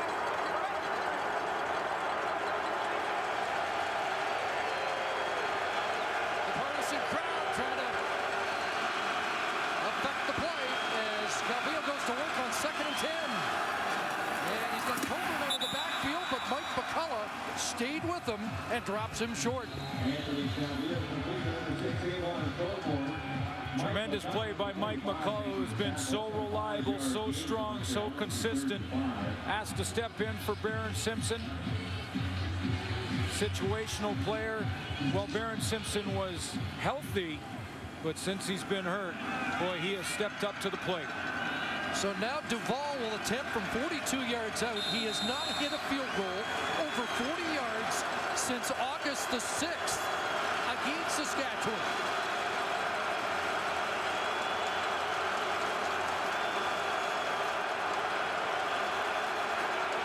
Alouettes look for the lead, and David Duval's got it. No question about that. Duval gives Montreal a 3-point lead. Back in Edmonton, early fourth quarter, Saskatchewan opts to take the football at their 35-yard line. Back-to-back 2-and-outs for Darian Durant. It was only 2 for 5 for 21 yards in the second half. Gives it to Cates, left side, and Cates has something. A to midfield and into Montreal territory. Wes Cates says, giving the Roughriders some positive rushing yards in this game. Anwar Stewart, the veteran in his 7th Grey Cup, is going to line up inside, and he's going to just get inside that tight end. I believe it's Chris Zarka, and when he tries to battle back to get back out to contain, he's chipped there and then handled by Joe Bell. That allows Wes Cates to bounce, and now he's in the secondary. 21 for Cates, 80 in the game. He's not had a 100-yard rushing game since the 3rd week of the season. They'll give it to him again, and this time it's shut down immediately. Diamond Ferry was there, and a little support from Ramon Guzman.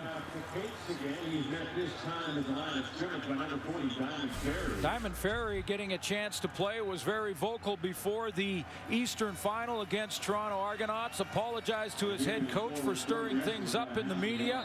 Was very quiet, and that's a big play on first down. Very quiet going into this Grey Cup, I should say. Not all the Alouettes were. No. 2nd and 9. Durant over the middle, and that was nearly intercepted in and out of the hands of Guzman, who had 1 in the regular season, and he returned it for a touchdown against Calgary. Oh, Ramon Guzman disguises this very nicely. He's up in the line of scrimmage now. That would indicate that he's going to blitz, but watch him drop out of there and be right in the throwing lane. Darian Durant does not recognize him. He takes that half step, and he goes right through his hands.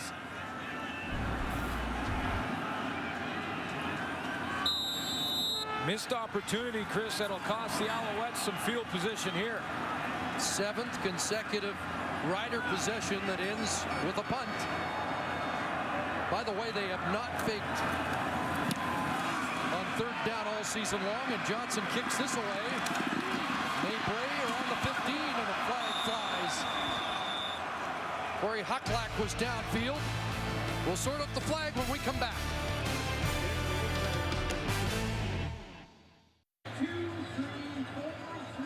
Anticipation building. Let's check in on the sidelines. First, Sarah Orleski. Well, you've certainly seen more energy around these Alouettes in the last few series. They've been walking around with the number 4. I asked one of them what that meant, and they said it's just a reminder, it's the 4th quarter, that this is it, and that's been their playoff mantra all season long. With more, let's go to Farhan.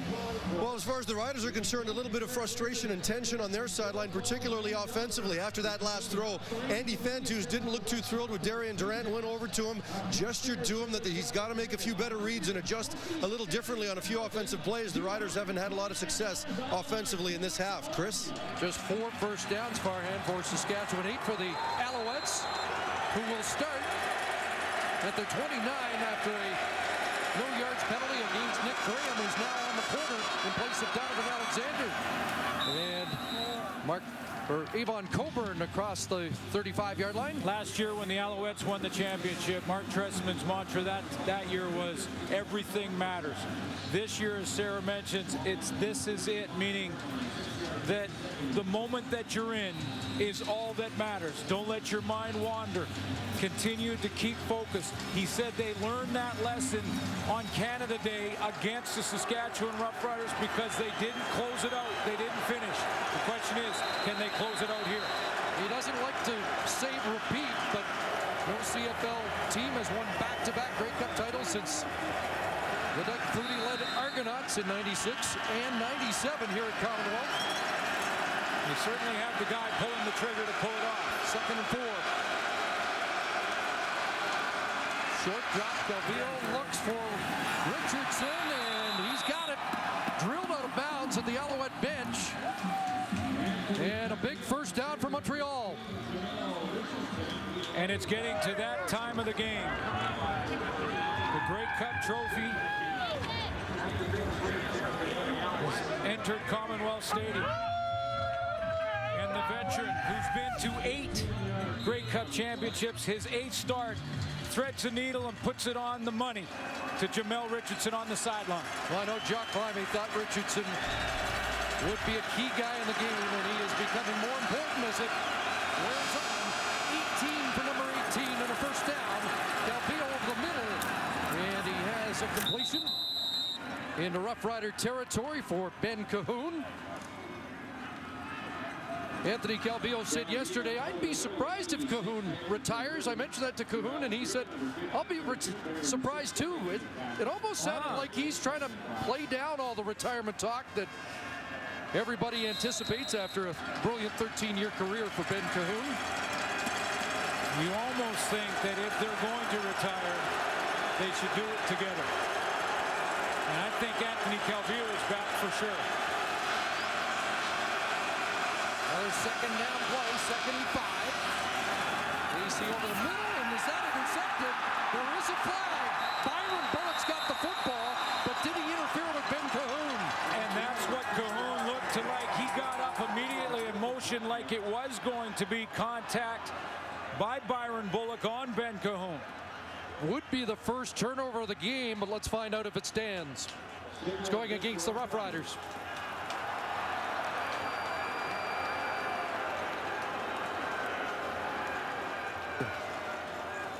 And that's exactly what the call will be. It'll be against Byron Bullock. And he was working one-on-one on Ben Cahoon. Pass interference, Saskatchewan. It's a 10-yard penalty, an automatic first down. The veteran, Ben Cahoon, watch the route running as he stems him to the outside, plants his right foot right there, cuts back inside, and the arm around the stomach of Ben Cahoon draws the penalty. Good call. So no turnovers yet in the game. And a first down. Back into the hands of Coburn. A little stutter step, but nothing doing as he's stopped up right at the 40. Smart call by Montreal to go ahead and continue to involve Avon Coburn to run the ball. Number one, it works the clock. Scott Milanovic can continue to use up the clock on this drive. There you see Coburn's numbers, 52 yards in the game. Keats with 81 for the Roughriders. Both have hit Montreal. Now with 8:41 to go, the Alouettes use their timeout, and sometimes that can come back to bite you. Well, in a close game, certainly you want to hold on to it as long as you can, but I wonder again if the crowd noise here was starting to affect Anthony Calvillo. He broke the huddle, didn't like what he saw defensively, and tried to organize his team quickly, but couldn't do it, so they called the timeout. Remember, the Calgary Stampeders used their timeout early last week and couldn't stop the clock late.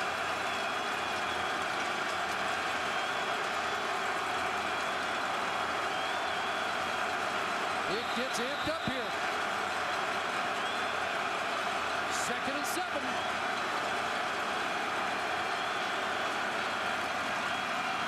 AC with a pump, and he's looking deep. He's got a man.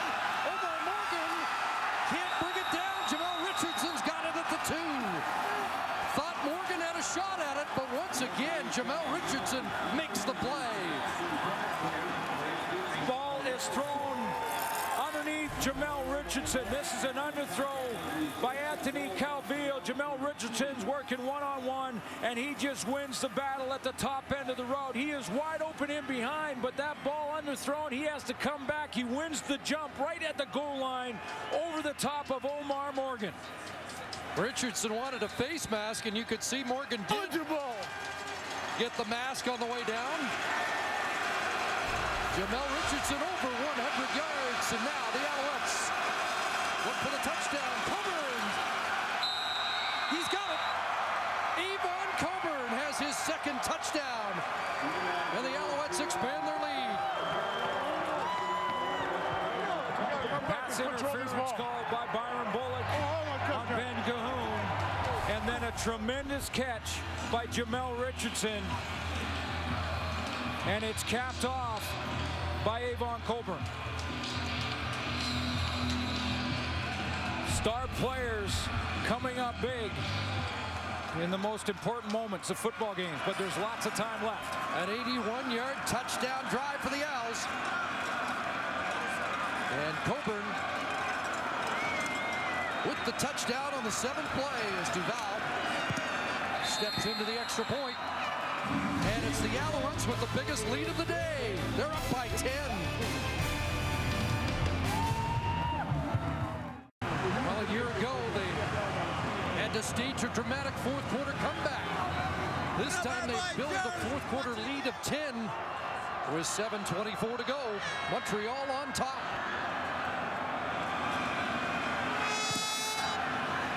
Duval with a line drive, and it's going to bounce out and give the Roughriders good field position at the 45 on the illegal kickoff. Yeah, big mistake by Damon Duval, because that's real good field position. My wife. Kickoff out of bounds. Montreal number 15 becomes first down, Saskatchewan. Big drive by that Montreal offense, over 80 yards. It started with a big play on the sideline. Jamel Richardson keeping his feet in bounds, and it gets him down to the goal line. This is one of those Grey Cup MVP type catches if the Montreal Alouettes can hold on to this lead. Darian Durant's got to get it going. Looked like his receivers were offside as they flared out to West Gates. He'll be stopped at the 48. Jay Emery there on the tackle. 3. But again, penalty flag on the play, and there's an injured Alouette as well. It's like John Bowman, the all-star defensive end, is getting attention. Offside, Saskatchewan, number 89. It's a 5-yard penalty. We will repeat first down. Alouettes take the penalty and push them back 5. That'll be 1st and 15.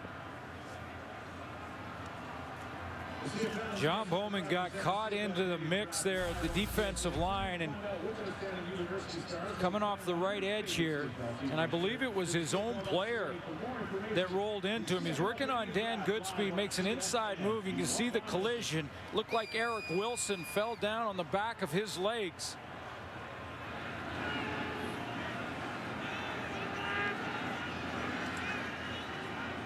Takes John Bowman out of the game for at least 3 plays, maybe more. He's not putting much weight on that left leg. And Bowman, of course, 12 sacks to lead his team in the regular season. Sheena Ahepora comes into the game to replace him as they look at 1st and 15. A similar swing pass to Cates. And he gets back to the original line of scrimmage at around the 45.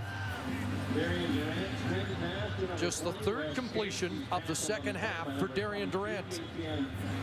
This offense has slowed down considerably in the first half. However, it was Damon Duval who missed a field goal that gave a little bit of the momentum back to Saskatchewan. They took that and drove the field. Now that kick out of bounds, if they can convert here, may give them that momentum back again. Haven't called Weston Dressler's name in a long time. 2nd and just inside 10. And the pass for Coke. Aaron Coke is going to be short of the first down. And Ken Miller's going to have a decision as they spot the ball around the 51.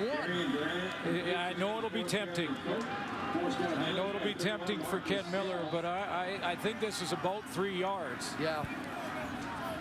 So stay with the program with 6:10 to go and just punt the ball away? Yeah, without question. I mean, there's so much football to be played at 6:10. You're looking at a huge gamble if you don't get it, and the momentum Montreal would grab. Mark Trestman a year ago went 3rd and 3.5, but there was about 2.5 minutes to go. Still a lot more time, and they get a good kick from Eddie Johnson at the 11 from Maybrey. And Maybrey up to the 20 before he is dropped, and there's a flag on the field. 8th consecutive punt for the Saskatchewan Roughriders, spinning their tires here in the second half.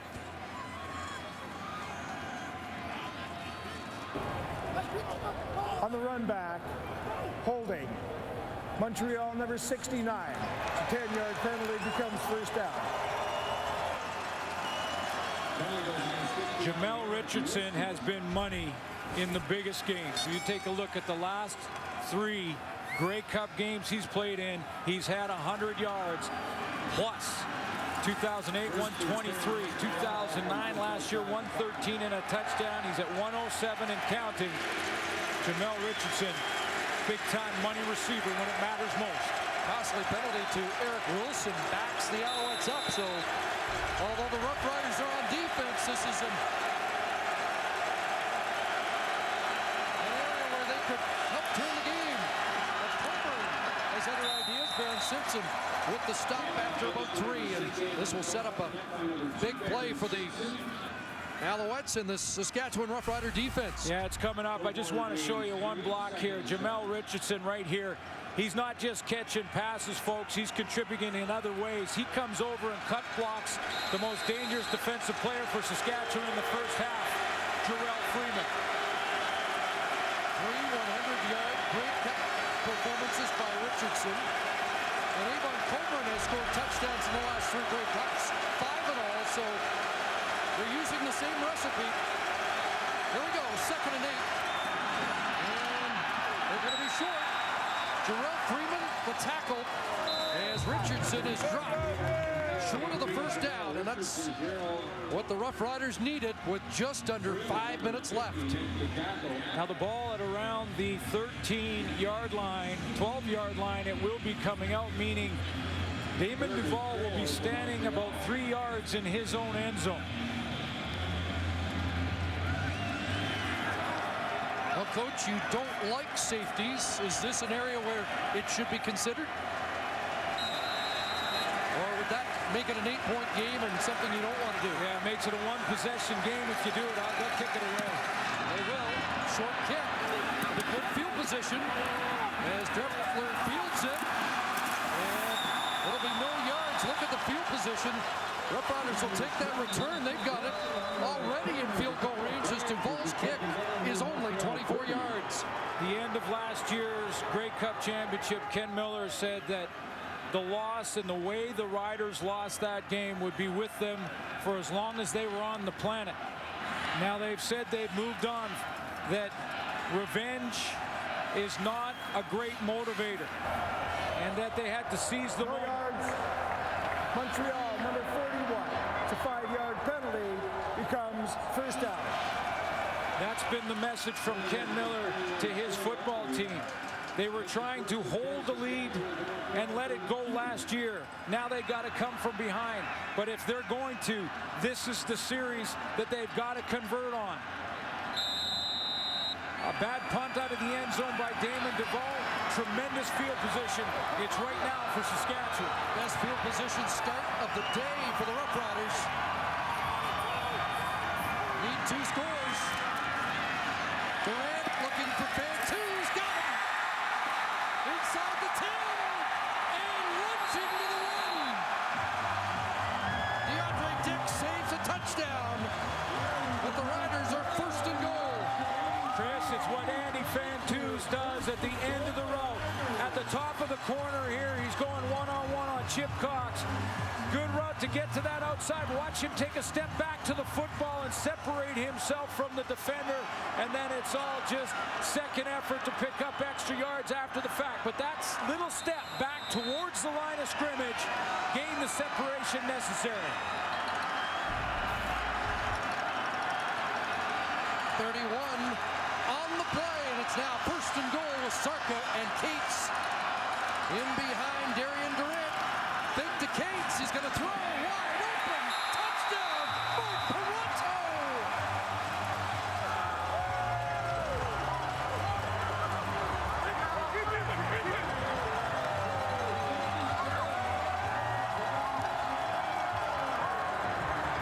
Well, the reserve right guard, who's a bit of a character, has something to talk about for a long time.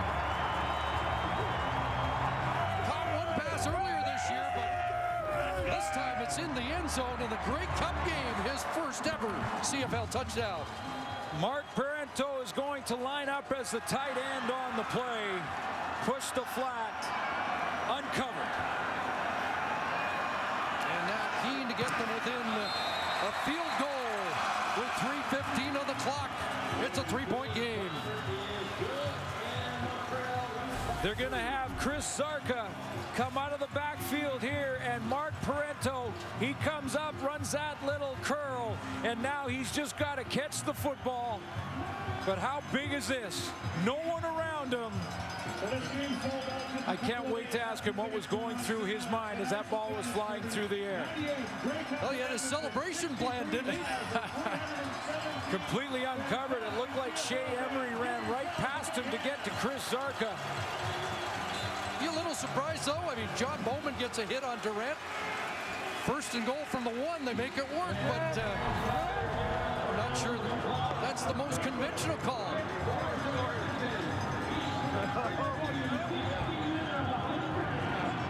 And we revert back to the dilemma Mark Trestman had. Do you concede the safety? He didn't. Saskatchewan got instant field position and ended up with 7. If you concede the safety, you make it a 1-possession game. It's now an 8-point game. A touchdown and a 2-point convert ties it. However, you get the field position advantage. Made play on the return. And across the 35 before he gets stacked up and finally goes down. Corey Hucklack. The last 3 meetings between these two teams have gone down to the final play. And this one may be headed that way as well. Well, both the July 1st game and the August 6th game, the Montreal Alouettes had a 24-10 lead at halftime in both those games. Saskatchewan came back to win once and just about win the second. A knockdown in the end zone in the final play in August. Now it's Montreal trying to hold on to a lead in Saskatchewan, trying to come back. Excuse me, Suits. Now it's starting to sound like Mosaic. Calvillo steps up. Got Kerry Carter, the relief man, wide open. And Carter down the sidelines. And he's finally bumped out at the Roughrider 36. The fullback with a huge play. 34 yards for the Owls.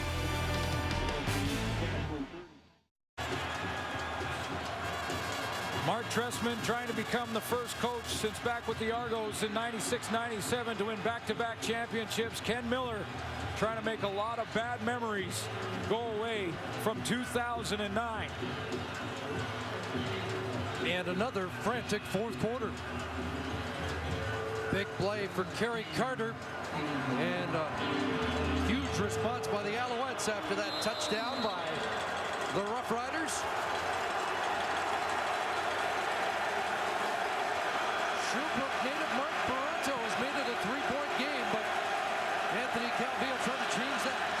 Gives it to Coburn, and flags fly as Shamari Williams, the #1 pick in the 2010 draft, made the tackle, and the flag is going against Montreal.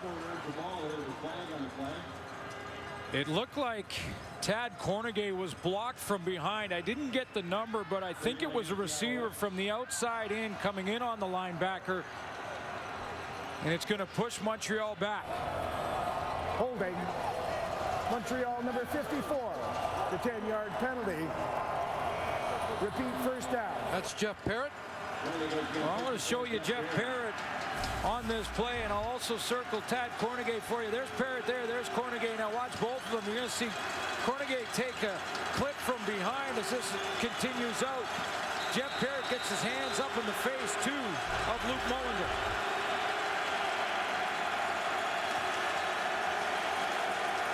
First and 20 as they are pushed back, and now Calvillo rolling, and he's got a wide open receiver, and S.J. Green's got another catch. Brought down by Nick Graham, who's now on the corner. Love the call for the Alouettes for Anthony Calvillo here to go in the pocket and then sprint out. It's a 1,000 count, then he bounces it and he catches James Patrick blitzing inside, gets outside to buy himself some time so that S.J. Green can work his man in Lance Frazier, sit down when he sees zone, and that gives them a chance on second down. Like Richardson, Scott Milanovich has seen S.J. Green over 100 yards. Second and 6. Richardson stopped up and game tackled behind the line of scrimmage, and that's a big defensive stop by the Roughriders. And well, they send Damon Duval on now to attempt a 40-plus field goal.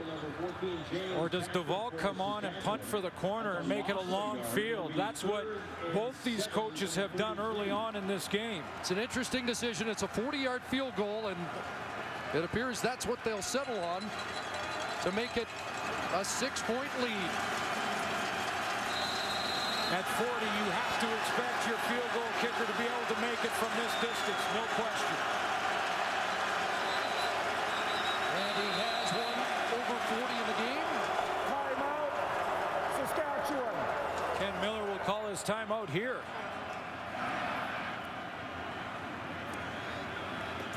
Surprised he did that, considering that some time had already ticked off the clock. I am a little as well, Chris, because either way, whether or not this is made or not, he's got to get that drive. He's got to drive the field, and he may need that timeout to try and stop the clock, depending on whether he's fighting for a field goal or a major.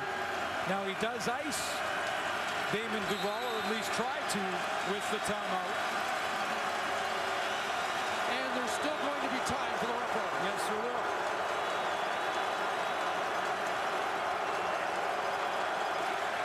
Duvall trying to double the Alouette lead. And he has missed his second. And Dressler's going to bring it out. Weston Dressler up across the 15, so the Roughriders still only need 3 to tie.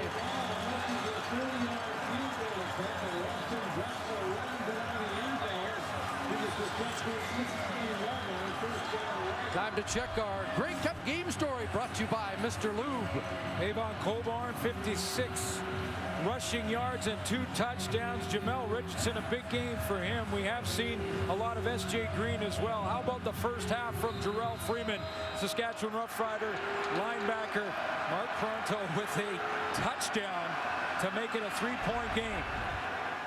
We played over 58 minutes, and now it's in the hands of the Roughriders. And it's dumped off. Claremont in the flat. And he's brought down around the 23-yard line. By the way, Weston Dressler really had to get that football out of the end zone on the missed field goal by Damon Duvall. Even though it puts him in difficult field position, you want to stay within 3 with this much time on the clock if you're Saskatchewan, so you're just looking to try and get to around the 35-40-yard line.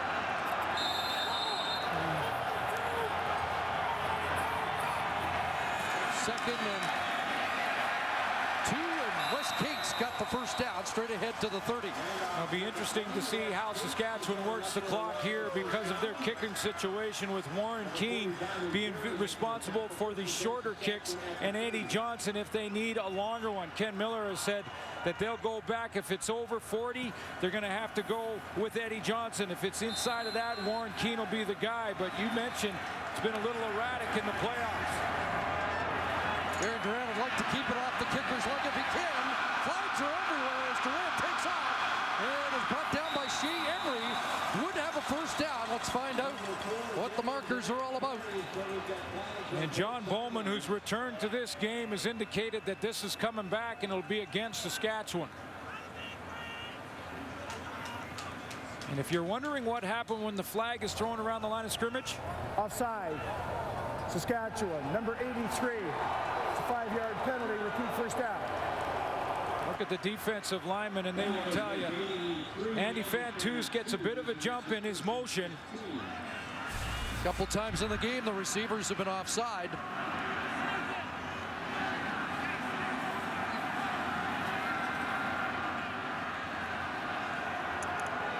And so it'll be a 1st and 15. Negating a first down run by Durant. We have not seen him run as much as we anticipated in this game. Sets up and he's going to be dropped. Gary Durant trying to muscle his way and he got away. And throws it up for grabs. Shouldn't have. Alouettes have got it. An interception. DeAndre Dix comes up with a football as Darian Durant wrestled his way out of the grasp of a defender and then gave it away. Darian Durant, Chris, was trying to get this football out of bounds. He was trying to throw it away, and he just couldn't get enough on it. A tremendous effort to try and escape, and he does, because it looked like he was sacked for a big loss right here. But somehow he fought his way out of that. It was Diamond Ferry who had him all wrapped up. But you could see as he tried to turn, he just couldn't get his body to step into the throw and get it out of bounds. He wasn't trying to hit a receiver here. He was trying to just save the loss, get it out of bounds, didn't get it far enough. Wishes to take a look at that last play. Now, did Billy Parker come up with this catch? It is Billy Parker who made the catch on the sidelines, and now Jason Claremont trying to help the call as he immediately started waving incomplete, but they're going to take a long look at it. It's game over if the Billy Parker interception stands. Had an interception last year in the fourth quarter, Parker against Durant, that helped turn the tide of that game.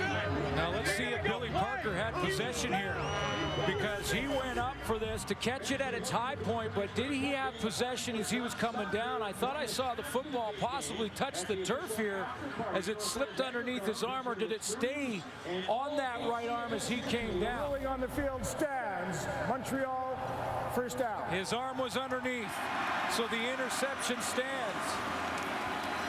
And the first turnover of the game comes in the final minute, and will be another heartbreaking play for the Roughriders.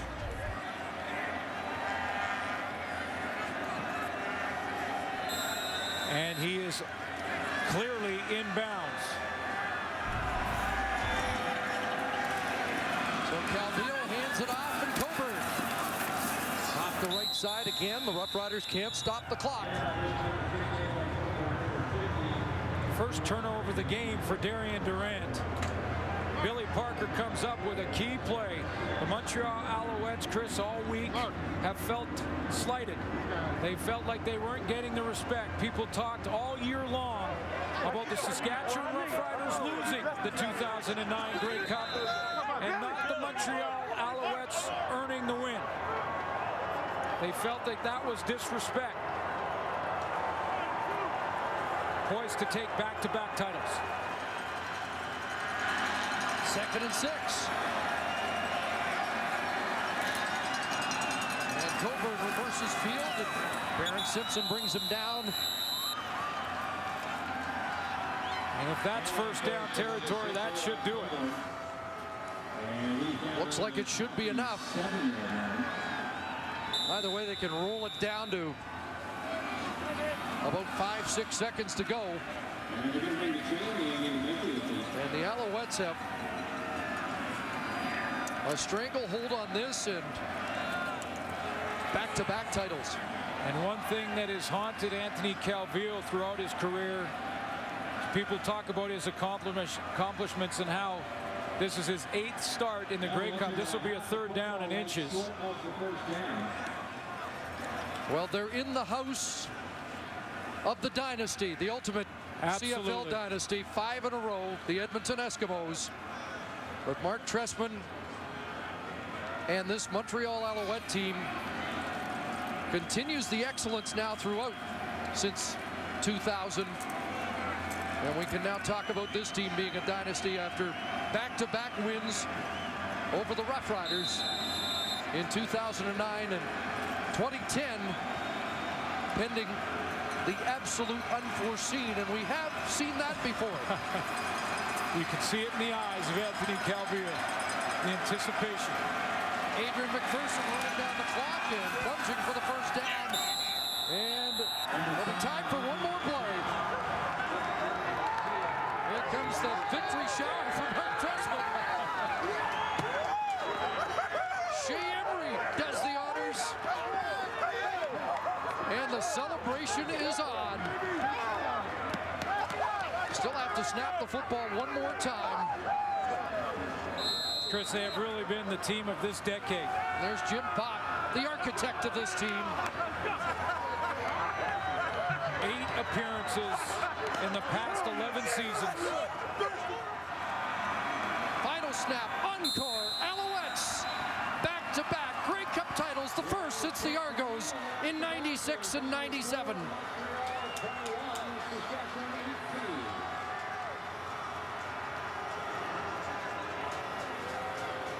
And back-to-back in Alberta. They won in McMahon.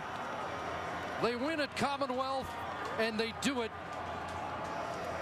2 years in a row against Ken Miller and the hard luck Saskatchewan Roughriders. And the reality of last year will now start to really sink in for these Saskatchewan Roughriders, and just the reality of just how difficult it is to win a championship. Let's head to the field and join Farhan Lalji, who's standing by with the winning quarterback, Anthony Calvillo. Happy birthday, Papa. Anthony, a while ago you got criticized for not having won enough of these. Now you've got 3, including back-to-backs. How does this one feel? Yeah, you know, I'm going to give all praise and glory to my Lord and Savior Jesus Christ. What a feeling. You know what? We work so hard. You know, we keep working and working, keep fighting and fighting, don't give up, and it pays off, man. I just love these guys, love the coaching staff. Hey, man, we're champions again, back-to-back. Take us through the fourth quarter when they finally made it a 3-point game, got some momentum back. You find Kerry Carter on the left sideline, and you get it back. Without a doubt, we kept fighting and fighting and fighting. Saskatchewan's an awesome team. We knew it was going to be tight. We played them every time like this, but we came up with enough plays to finish the game off. And, man, our defense played so well today. When you've done so much of this, people take it for granted. Last week after the Eastern Final, you showed a lot of emotion. Where did that come from, and how much does this mean? Well, there's a lot of things that are going on with me that people don't know about, but it'll come out soon. I just love what we're doing. I just love football. I love it. How much are you loving it right now, given what you've done in the last 3 years? And next year, if you stick at this, you could break every record in this league. You know what, man? We're going to enjoy this victory right now with my family, the fans. We're coming back home again, Montreal. Looking forward to that parade. But, man, I'm going to enjoy it right now. Congratulations, Anthony. Thank you. Thank you. AC with 342 yards in the Grey Cup game and 226 in the second half. Alouettes trailed at the half, but really took charge of this game with the third quarter performance and a long touchdown drive in the third quarter. And Darian Durant's going to mull over that play with about a minute to go for a long, long time. But it didn't come down to that play, Chris, and these Montreal Alouettes have earned this back-to-back championship title. When you think about a third quarter where that defense stepped up. They said it couldn't be done. They said we want to repeat. We believe in ourselves and we came again to the West against a tough opponent, and we did it. Let's join Sarah Orleski, who's with Ben Cahoon. We still got some celebrations going on down here right now. Ben, obviously, last year we talked about how it was a monkey off the back for this group. What does this mean? You know, it's just kind of what we expected. We knew it was going to be a battle. It was kind of a seesaw game, all, back and forth, and you know, we had a lot of heart and determination. Came out and played a lot better the second half. Is this team a dynasty in your mind? No, I think we have unfinished business. I think, you know, we beat a good team today, but we didn't play good Alouette football. And you know what? We can improve on this. It wasn't what we've gotten used to seeing from the Alouettes. What was the biggest challenge for this offense? Well, we just struggle at times, you know, completing passes or moving the ball, and our kicking game struggled, so it shouldn't have been close. There's been a lot of speculation about whether or not this is going to be your last season. Have you given any thought to it? Yeah, I've given a lot of thought to it, but we're going to do what we've done for the last 5 years. I've had the last games about 5 times now, so this is no different. We'll decide in the offseason sometime. Thank you, and congratulations. Thanks, Sarah. That's how we do it. There. Nice job,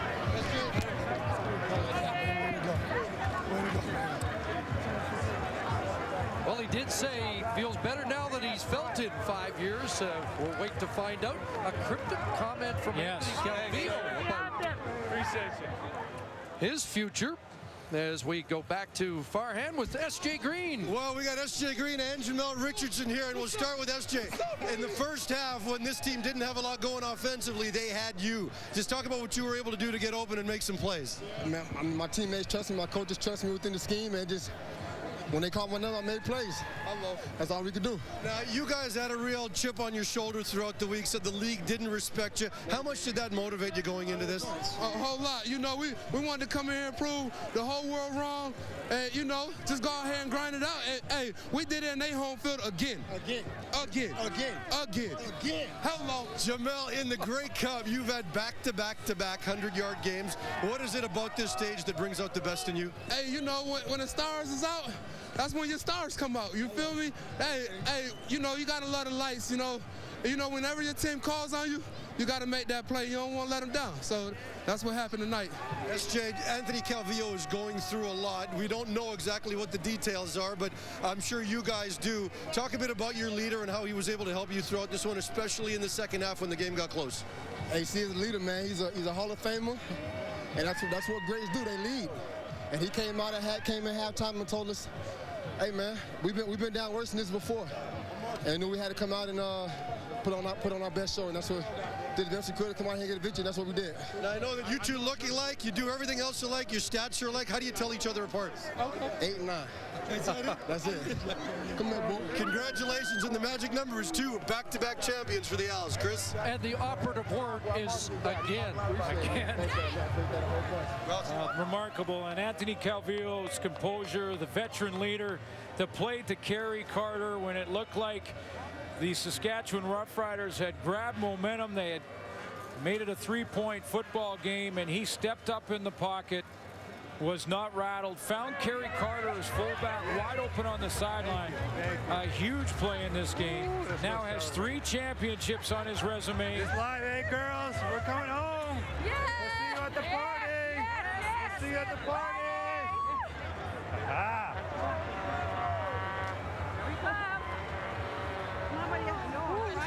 I'm cold now. I'm cold now.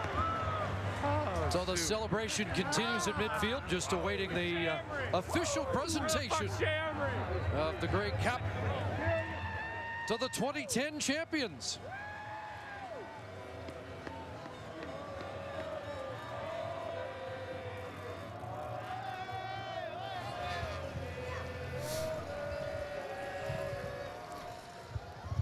Ladies and gentlemen, it is now time to present the winner of the most valuable player. Please welcome the Commissioner of the Canadian Football League, Mark Cohan, who will do the honors. Mesdames et messieurs, c'est maintenant l'heure de présenter les gagnants des titres de joueurs par excellence et de joueurs canadiens par excellence. Veuillez accueillir le commissaire de la Ligue canadienne de football, Monsieur Mark Cohan, pour les présentations.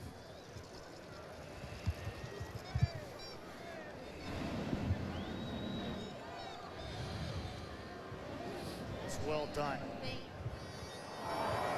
The winner of the most valuable player of the 98th Grey Cup, from the Montreal Alouettes, receiver Jamel Richardson. Le gagnant du joueur par excellence du 98e match de la Coupe Grey, Jamel Richardson des Alouettes de Montréal.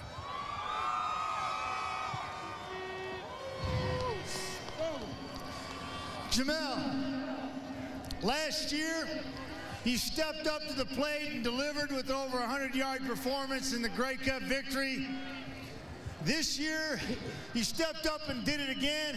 What is it about these big games where you seem to rise to the top and make plays? I mean, I love the attention. You know, when the lights come on, that's when your stars come out. And my teammates believe in me, and they can't call my number. I just ain't want to let them down. Hey, God bless, man. I'm blessed right now. Hey, shout out to 315, my girlfriend, Latoria, I love you. My baby. Oh man, bless. Jamel, all game long it seemed like you had an opportunity possibly with the mismatch on the corner, and you finally had a big one down the sidelines there, and pretty much the biggest play of the football game. And were you begging AC to give it a shot down the field against number 1 on the corner? I think we were saving it for late in the game, you know, for crucial moments like that day when it happened. You know, when they called my number, I was like, about time. You know, I know Omar can't run with me, he couldn't jump. So, I mean, Ace threw a great ball, and thanks for my teammates, man. We fought hard for this one. Ladies and gentlemen, Jamel Richardson, your 2010 MVP.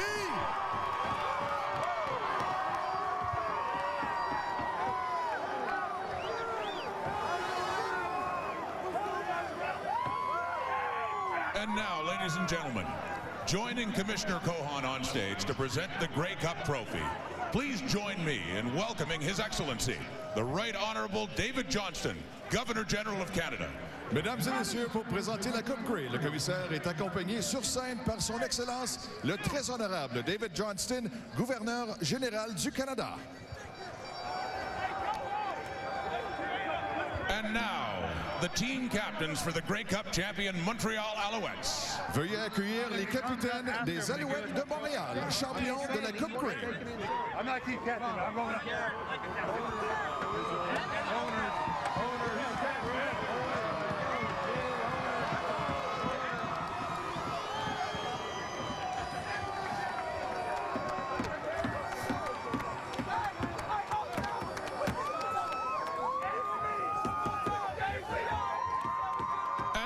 Ladies and gentlemen, please welcome the Grey Cup.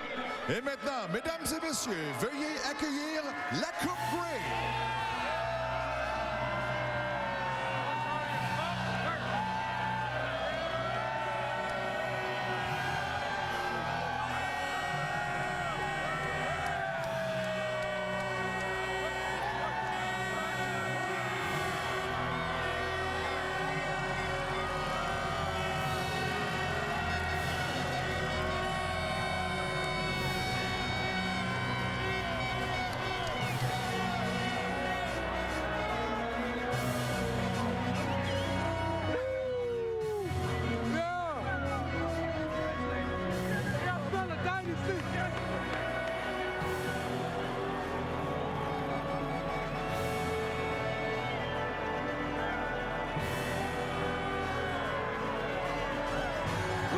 We bring the Wolves here. We go on the road, we travel, we fought hard. Shout out to my teammates, I love them all. We're blessed, baby.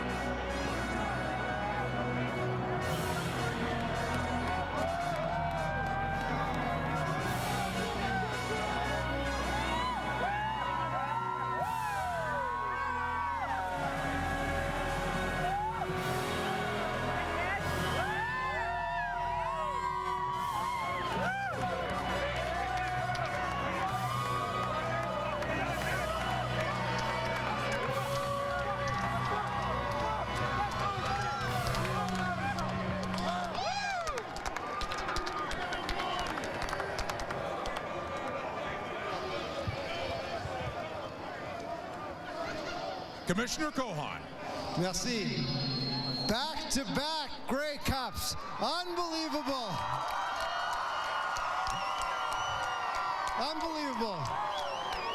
Et me fait plaisir de présenter la Coupe Grey to the Montreal Alouettes, the Wetenhall family, and Als fans across the country. Congratulations.